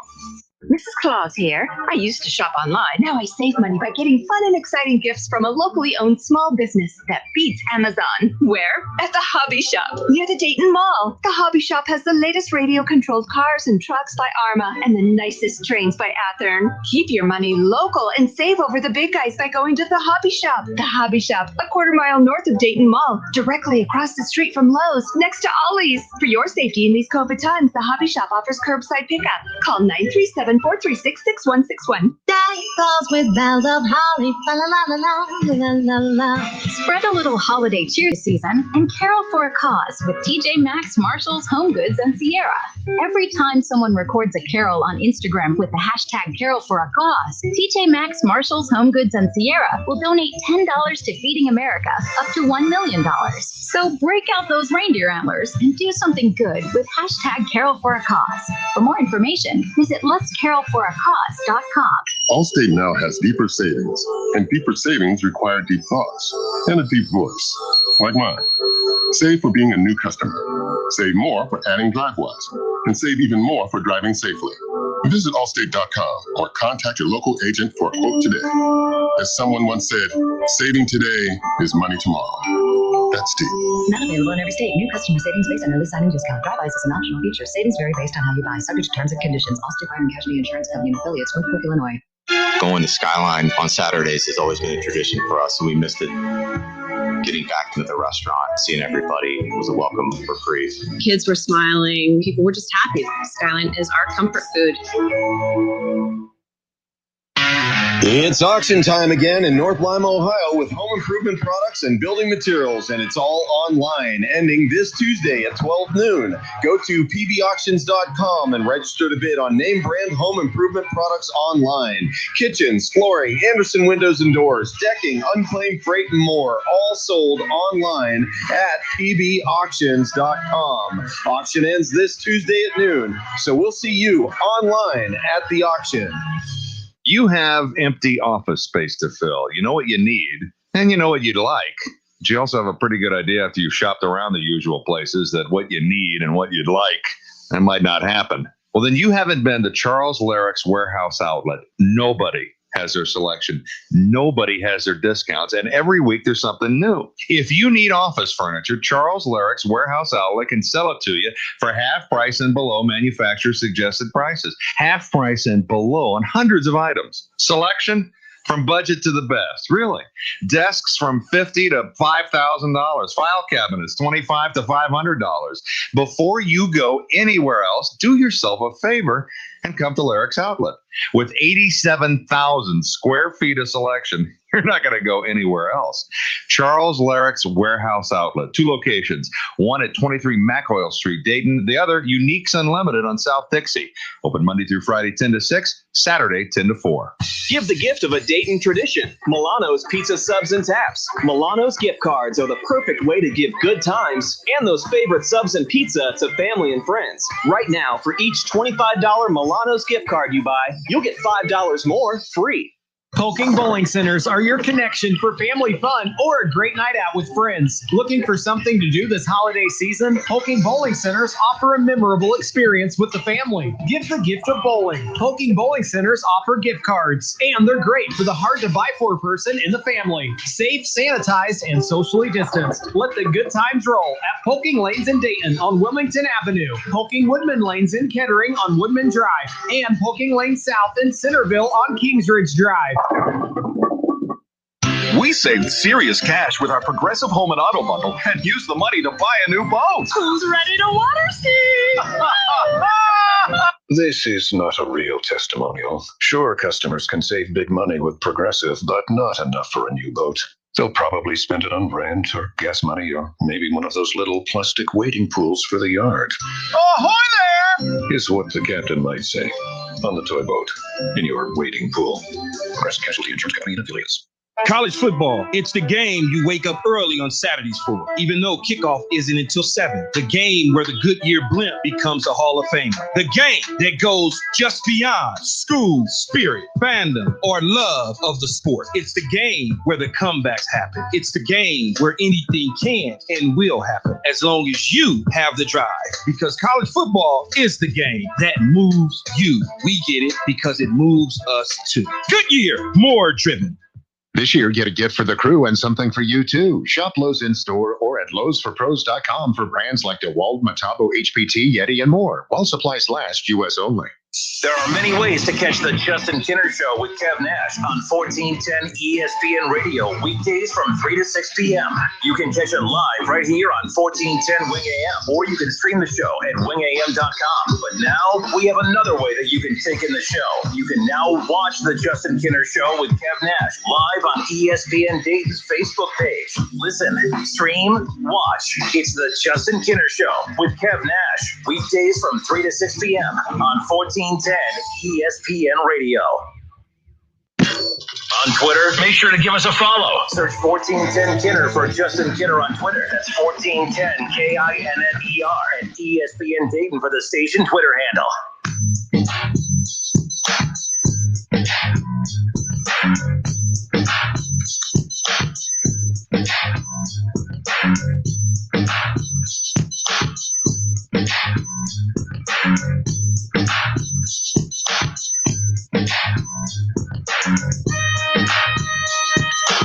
All right, Justin Kinner, Kevin Nash back with you here on 1410 ESPN Radio. Browns and Ravens tonight. We'll get back into our college football discussion more tomorrow. Of course, we'll be recapping the Browns winning, of course. So here's the deal. So the Browns plus 400 if they win between 1 to 6 points tonight. Now, I said I'm going to put my money where my mouth is. So I said about 14 points. It's plus 1,100 if the Browns win 13 to 18 points. So that's going to put me, if I do 10, I win $110. I might put 20. Pretty cool 50, big money, man. First of all, I'm all about winning the big money, not betting the big money, you moron. That's how you get. So you put 50 down, how much you win? This is always my favorite part. This is where it gets dangerous, because then when you start seeing what happened, damn, you get 550. Hey, man, don't you got a wedding to be paying for real soon? I just need to win it. See, I just need the Browns. The Let Browns me stop. The Browns will pay for my wedding. It'll be how romantic would that be? If I could provide Nora the wedding of her dreams, or a courthouse wedding, because if the Browns lose. Oh, holy virtual. So I mean, like this is. I mean, yeah. So if the Browns win between 1 to 6 points, put 5 down, you win 20. Just saying, I don't have a problem. Go big or go home. It's only. I mean, people say, you have a gambling problem. Like, it's only a problem if you lose. If you win, you're good to go. All right. Lamar Shelley says, are we looking for an old school running game and defensive battle or a new school quarterback shootout? The thing about these type of games, too, and if you look at Baltimore with who they've played as of late, like the reason that they've been vulnerable is because they're not playing at a high level defensively or offensively. But at the same time, the way the Browns have won games and like these, like where the offense isn't showing up, the defense isn't really there, but the opposing team's not really playing well offensively either. The thing that's interesting is, you look at the fact that they lost to the Steelers 19-14. It was an ugly game. That was an ugly game. And it's not like the defense was taking things away from the Steelers. The Steelers' offense just was horrid that game. It was absolutely horrible. They lost to the Titans 30-24. All right. They lost to the Titans. The Titans are built offensively the same as the Cleveland Browns. And if anything, you can argue the Browns do what the Titans do better because they have more depth at that position. It's the Titans are Derrick Henry. The Browns are Nick Chubb / Kareem Hunt. I'm not saying, we can have a debate later, Derrick Henry, Nick Chubb. Who is that? I am curious your thoughts on that. I am curious. Like, I'm not trying to get into I would take theatrical back and forth here. I would take Derrick Henry. I think I would take Derrick Henry too, but I Derrick- don't think you're wrong either way. I think Derrick, after Adrian Peterson eventually retires and goes to the Hall of Fame, I think we might be looking at the last Hall of Fame running back we've ever seen in the NFL. Who? And Derrick Henry. Really? After Adrian Peterson. Interesting. Like, because these running backs, they have like such a short shelf life of coming in, punching you in the mouth. They're an off factor for a few years. And like, look at Zeke. Zeke's best days are behind him. Like, there's a good chance that we have seen the best of Zeke already, and it comes within that first rookie deal. That's why the Cleveland Browns have a big decision to make coming up. For one, like, we're talking about, man, what should the Browns do about Baker Mayfield? I'm less concerned about what the Browns do with Baker Mayfield than what they do with Nick Chubb. Because there is a part of me that is like, oh man, they need to make sure they make him a priority. Mm-hmm. I did find it interesting that they locked up Kareem Hunt for a few years. They're going to have to figure out what they're doing with Chubb coming up. I'm not a big fan of giving running backs big money. I was not a fan of the Titans doing it with Derrick Henry. But if you're going to do it, it better be with a guy like Derrick Henry. Nick Chubb, very similar to Derrick Henry. Mm-hmm. I don't know how I feel. I don't know if the Browns decided not to pay Nick Chubb. I don't think I would lose sleep over it, but I do believe the Browns become more vulnerable without him. But I believe we saw them without him, and they won games, but they didn't win the same way. Right. Like, let's be honest. Baker Mayfield, the reason his game has been able to take off is because of the play. Like, Kareem Hunt's good running back, good quality back, but the Browns' offense wasn't the same with him being the featured back. When Nick Chubb's the featured back, that's where the play action really comes to, like, it just shows. Opposing defenses, they kind of respected Kareem Hunt, but it was still more difficult for Baker to take off. But with Nick Chubb back there, the play action has taken off because of the respect that Nick Chubb garners from the defense.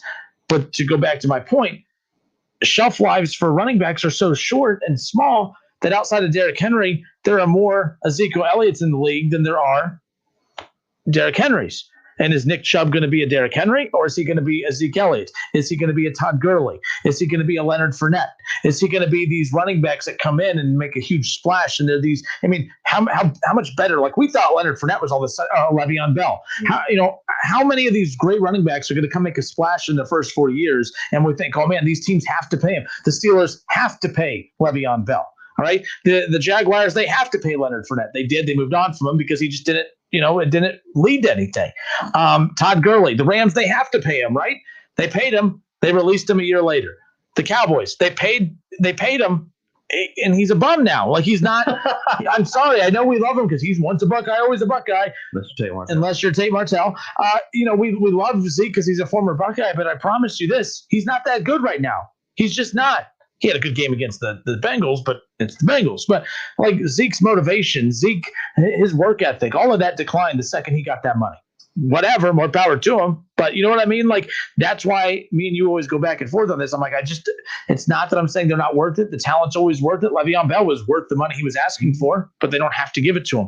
Nick Chubb's going to be worth every dime that he asked for. I just don't think, I don't know. I don't have a good answer for it. It's easy for me to say, oh, the Jaguars don't need to pay Fournette. Oh, Todd Gurley, the Rams, they don't need to pay that money for him. But those aren't my team, so it's easy for me to make that, But with Nick Chubb, I think we've seen just how different this team is with him. I think that everyone's talking about, what do the Browns do about Baker Mayfield? What do they do about Nick Chubb? Because that, to me, is the biggest concern moving forward. They've been a much better team since Baker's taken that step forward. Well, he's taken that step forward because of the run game, and that's really where it comes down. They're returning Nick Chubb. Yep, they're returning Nick Chubb. I don't think it's a coincidence at all. For sure. What do you do? I pay him. I pay him because I've seen what the team is like without him. And as good as the other running backs on the team are, they're not Nick Chubb.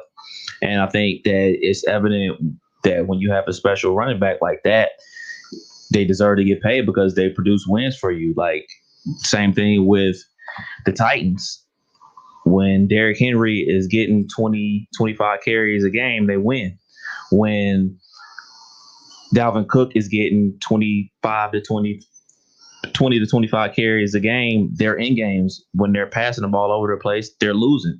Like, these guys are special. Like, I'm not saying every running back is special, but there are a handful of guys that are special in this league that, they result in wins and losses. And ultimately, that's what it's all about, wins and losses. And I know that stat gets put on the quarterback a lot of the time. Like, oh, got 15 wins straight over this team. Well, what are the guys around him doing? They have a part in that too. You know, the offensive line has a part in that, the receivers, defense, and everything like that. And the running backs are a huge part of that. So I say, Pam, and it ain't like he's old. He's not, you know what I'm saying? He's not even like, I get where people's like, all right, once you're like, if you're trying to get a big contract after the age of like 28, okay, I see what people are saying. But like when you're 25 years old, you still at least got 5 more years in you, especially these dudes. So earlier when I gave you those Ben Roethlisberger numbers, you said, well, you need other quarterbacks to compare that to. Mm-hmm. So I just gave you 5 other elite running backs in the league that weren't ish after their first contract. Mm-hmm. So I've seen enough of that for me to be concerned if I'm the Browns. Like, that's my concern. Like, I agree with you. You would think that age would be where, hey, they still have it in them. But I don't think it's a coincidence that every time we talk about, oh, man, he's going to be the next big back. I saw an interview with Emmitt Smith over the weekend. You know, they said, you know, your record of all the great professional sports record out there, yours might be the most untouchable. And he said, look, Emmitt Smith said he believes any record that is set by a human can always be broken by another human. Like, if it's humanly possible, it can be done. The league is cyclical. But we just went a whole decade where the run game caught on late, but the financial aspect of the importance of the running back did not catch on. Mm-hmm. We saw some teams make mistakes. I guarantee if you ask the Cowboys, if they would go back and do it all over again, I guarantee you Jerry Jones doesn't give Zeke that money. Mm-hmm. And I don't blame him one bit. The Rams, not only if we go back and ask them if they would regret it, not only would they say yes, they already showed us that it was a big regret. They just outright released him. The Jaguars, Leonard Fournette, same thing.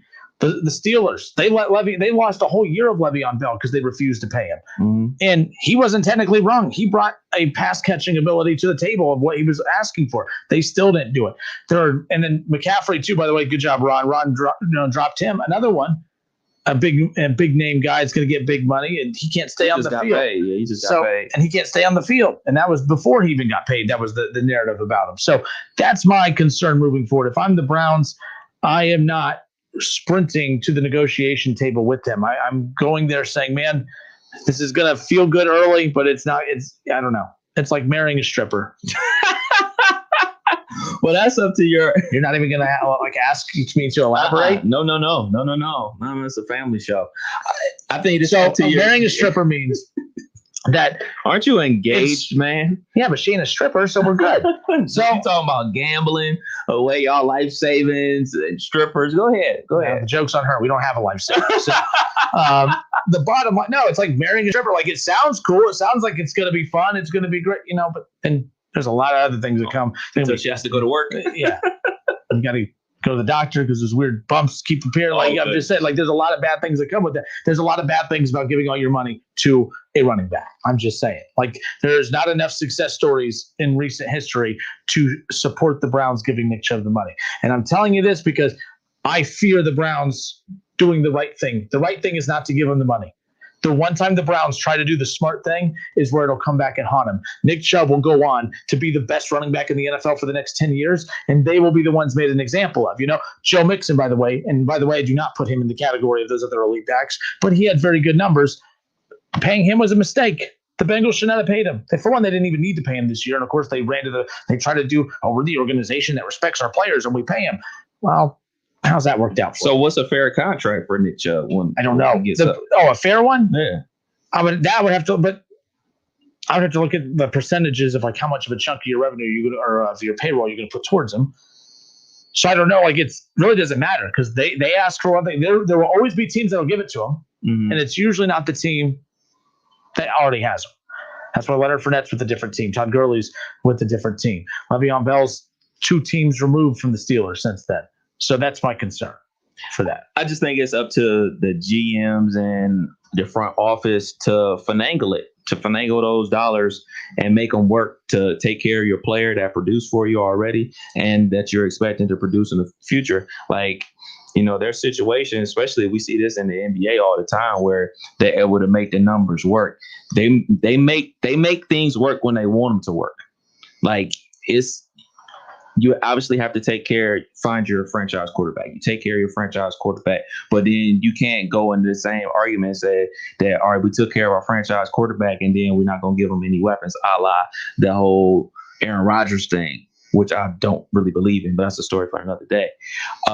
You have to take care of them, and sometimes you got to dip into your pocket, and then that's up to you, the front office, to draft younger players, quality young players, and put them in those other positions around the older guys that you had to pay. And then once that cycle is over, you do it all over again. I don't necessarily think like, oh man, you should just be breaking open the bank for any and everybody, but the elite of the elite, you got to dip into the bag. But the Steelers would have made a mistake paying Le'Veon Bell. That's my point. Le'Veon Bell deserved the money he asked for. The Steelers would have made a mistake giving him that money. Period. The Rams made a mistake giving Gurley that money. The Cowboys made a mistake giving him that money. So your argument always, when we get to this point of a running back's career where you and I always have this discussion, you always do the holier than thou. You got to do what's right. You got to pay them for what they did and for what they're going to do. The problem is there's way too many examples of, okay, a lot of times we're talking about paying them this money because of what they did, but they never continue giving that to you. And there's way too many examples of that. So you're right. Le'Veon Bell, he deserved the money he asked for. I thought they should have paid Le'Veon Bell. But they would have been wrong to do it. I don't necessarily believe they would have been wrong for paying Le'Veon Bell. You see Le'Veon Bell? He's with the Chiefs, and they can't even make him work there. I thought they should have paid Le'Veon Bell and reworked the contract with Ben and front-loaded his contract, which they're about to do this season. Mm-hmm. So now you put yourselves in a position where you have to front-load it now that he's even older and extend his contract for Big Ben. Where if you would have front-loaded it then and took care of your running back who was producing not only in the backfield but in the passing game, and then maybe we wouldn't be in this situation where we can't run the ball at all. So I was always a proponent of paying him. I don't necessarily believe that it's a negotiation. Like, you know, you come to the table with a number, the team comes to the table with a different number, and that's why it's called negotiation. Like that's where I was at with it. They were negotiating. Le'Veon Bell left. Yeah, for sure. And he has every right because he was a free agent. You know, he got sat out a year, got a big money contract with the Jets. The Jets are terrible. So I can't put that all on him that, oh, man, he sucks now because the Jets are terrible. Like, they can't do anything right. So, and now he's on to the Kansas City Chiefs, probably going to get a Super Bowl ring. So he might be getting the last laugh. All right, we're going to get to our predictions. We're going to close out the show on the other side. The Browns and the Ravens. We got our predictions coming up next. Don't go anywhere.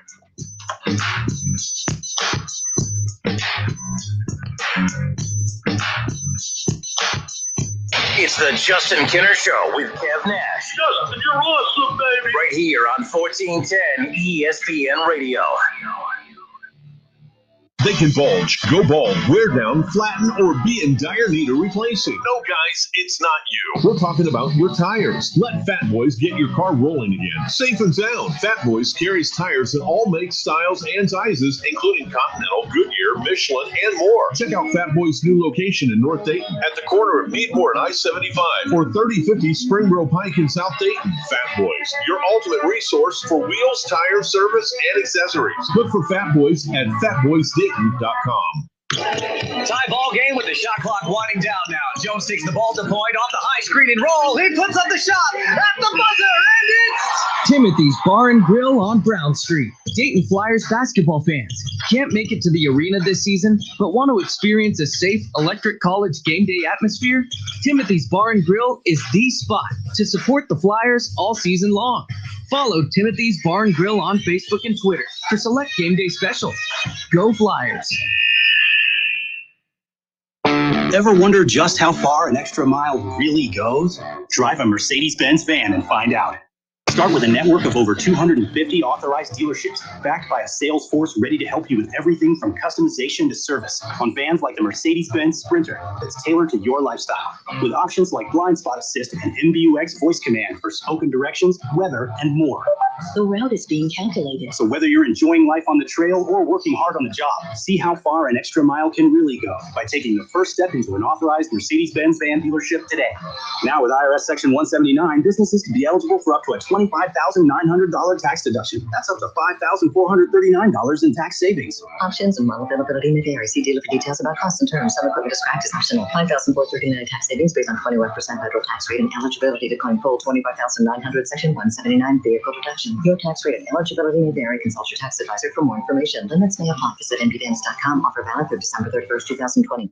The great thing about facts, they're proven. Like the fact that crude oil contains impurities, or that base oil made from natural gas is 99.5% free of impurities. And the fact that Pennzoil is the first synthetic motor oil made from natural gas, not crude oil. It gives you unbeatable engine protection. The proof is in the Pennzoil. Based on Sequence 4A wear test using SAE 5W30. Available at AutoZone and AutoZone.com. Keyshawn, J. Will, and Zubin from the NFL. These guys are being pushed up and elevated higher as starters when if they were on any other team, they would be the third, fourth receivers. To the NBA. They got me younger. They got me faster. They are light years ahead of every other team right now in the Western Conference. And all points in between. I think we finally have a tunnel to be able to look out on the other end and say, it was about the money. Keyshawn, J. Will, and Zubin. Mornings on ESPN Radio and on ESPN News. The radio in your dash is more than radio. That SiriusXM button is instant access to a world of exclusive entertainment, including ad-free music channels for every genre and decade. You can also hear your favorite sports, comedy, talk, and news. Plus, you can stream with the SiriusXM app on your phone and connected home devices. And there's never been a better time to listen. Subscribe now and get your first 12 months for $5 a month with a new select subscription. Fees and taxes apply. Go to SiriusXM.com to learn more. Allstate now has deeper savings, and deeper savings require deep thoughts and a deep voice, like mine. Save for being a new customer. Save more for adding DriveWise, and save even more for driving safely. Visit Allstate.com or contact your local agent for a quote today. As someone once said, saving today is money tomorrow. That's deep. Not available in every state. New customer savings based on early signing discount. DriveWise is an optional feature. Savings vary based on how you buy. Subject to terms and conditions. Allstate Fire and Casualty Insurance Company and affiliates, Northbrook, Illinois. No one likes going to the grocery store, especially during the holidays. That's why you need ButcherBox. ButcherBox ships high-quality meat right to your door. And they partner with folks who prioritize caring for animals, the environment, and sustainability. And listen up because you need to hear what I'm about to say. For a limited time, new members can get a free pack of bacon in every box for the life of their membership when they sign up at butcherbox.com/CJR. That's butcherbox.com/CJR. Go get that bacon. Dear, it's 1908. Don't you think we should get electricity? And stop using candles to see at night. It's just electricity lights up the room fast. It's more reliable than candles blowing out, and people seem to love it nationwide. Well, candles are... Dear, did you just run into the wall? Nope. May I have a new candle, please? Historically, switching to new technology is a no-brainer. Today, it's AT&T 5G. Fast, reliable, secure, and nationwide. Switch to AT&T 5G. It's not complicated. 5G requires compatible plan. May not be in your area. See att.com/5G for you for details. Would you like a cleaning product that can be used in the garage, the laundry, and the kitchen, and save space in your cabinet? Hi, I'm Bruce Fabrizio, inventor of Simple Green. To learn more, visit us at simplegreen.com. On any day in December, Pizza Hut can give to you the Triple Treat Box, 2 pizzas, breadsticks, and Cinnabon mini rolls. Order online at pizzahut.com. No Without Pizzas The Hut. Exclusions apply. Combinability of discounts, specials, prices, and participation vary. Additional charge for extra toppings and crust. Want to hear something amazing? Discover matches all the cash back you earn on your credit card at the end of your first year, automatically, dollar for dollar, with no limit on how much you can earn. Extra cash? Come on, how amazing is that? In fact, it's even more amazing when you realize all the places where Discover is accepted. 99% of places in the US that take credit cards. So when it comes to Discover, get used to hearing yes more often. Learn more at discover.com/yes. 2020 Nielsen Report. Limitations apply. Whatever temperatures this winter brings, your Bryant dealer is ready to help. To find your local dealer, visit Bryant.com. That's Bryant.com. Bryant, whatever it takes. I can't wait till sports talk tomorrow because Justin's going to be all over. He's one of the people from day one that says the Bengals need to get an offensive line to protect their vets. Don't miss the Justin Kinner Show with Kev Nash, weekdays at 3 p.m. right here on Dayton's ESPN radio station, 1410 Wing AM. Whether you're at home, at work, or in your car, tune in to ESPN 1410 Wing AM or stream us live at wingam.com. Ravens, Browns tonight. Monday Night Football. My prediction. The Cleveland Browns win 33-17. 110 rushing yards on the ground for Nick Chubb and 2 touchdowns. And I'll say 2 touchdowns from Nick Chubb. If he only ends up with 1, obviously Kareem Hunt takes the other one. But 2, I'm predicting 2 touchdowns, 110 yards on the ground from Nick Chubb. Baker Mayfield will throw for 280-something in the 280s. Drop it to the 300. Fine, 300. And he'll have 2 touchdowns as well. I'll even be realistic and give him an interception tonight, which I will not hold against him. Ravens have a good defense.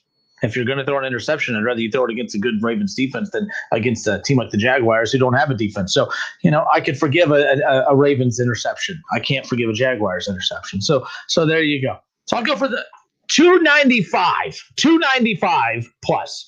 He throws more than 295 yards tonight. I won't go into stats, but I'll go with final score. Browns win 27-24. 27-24? Yeah, Browns. Okay, I like it. It's going to be a good game, man. It's going to be a bad night for Browns haters. If you hate the Browns, I feel bad for you. If you hate Baker Mayfield, I feel bad for you. If you actually thought Baker Mayfield was the worst quarterback in this division, I really feel bad for you. Baker Mayfield, he started the coming out party last week. He's going to finish it tonight. The Browns are going to be 10-3, and they're well on their way to competing to win this damn division. Cleveland Browns are winning tonight, and they're doing it convincingly. And it's not because the Ravens aren't playing well or the Ravens are bad. It's just because it's enough of you haters. You just need to acknowledge it, that the Cleveland Browns, they're pretty damn good. They're pretty damn good. 3 best teams in the AFC right now, Kansas City Chiefs, the Buffalo Bills, the Cleveland Browns. That order. Forget top team. Right now, Cleveland's the 3rd best team in the AFC right now. Making the playoffs. Not only going to make the play, they'll get a play. They'll at least get 1 win in the playoffs. Baker will do more in his first year in the playoffs than what the Cincinnati Bengals did in that 5 straight years to the playoffs. Playoffs.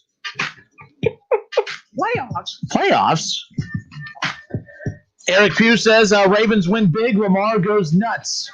Bob McKinney. Browns win 27-17.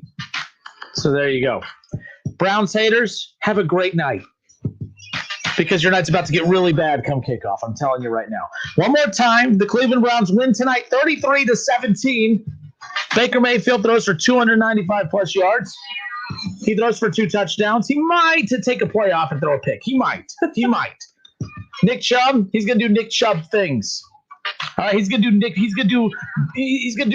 things. He's gonna do big Chubb things. He's gonna do Nick Chubb things. But he ain't gonna get paid for it though. Huh? He's already been paid. He's being paid for what he's doing right now. He just needs to worry about right now. Get the Browns to the playoffs, baby. That's all you got to do. The Cleveland Browns, baby, 10-3 after tonight. And the Browns haters, don't drown in your tears. That's all I got to say. Sucks to be you guys. Sucks to be Bengals fans. Sucks to be Steelers fans. But it does not. You know what it doesn't suck to be? It doesn't suck to be a Chiefs fan. It doesn't suck to be a Bills fan. And it doesn't suck to be a Cleveland Browns fan. Go Browns. 33-17 Browns over the Ravens tonight. Suck it, Browns haters. Until tomorrow. The Justin Kinder Show with Kevin Nash. 1410 ESPN Radio. Go Browns. Playoffs. And when I woke up this morning, I was feeling pretty dangerous. It's the Justin Kinder Show with Kev Nash, right here on ESPN 1410 Wing AM. At Milano's, we make the food that brings friends and family together. Invite Milano's to your party with easy online ordering, fast delivery, our quick pickup carryout station, and full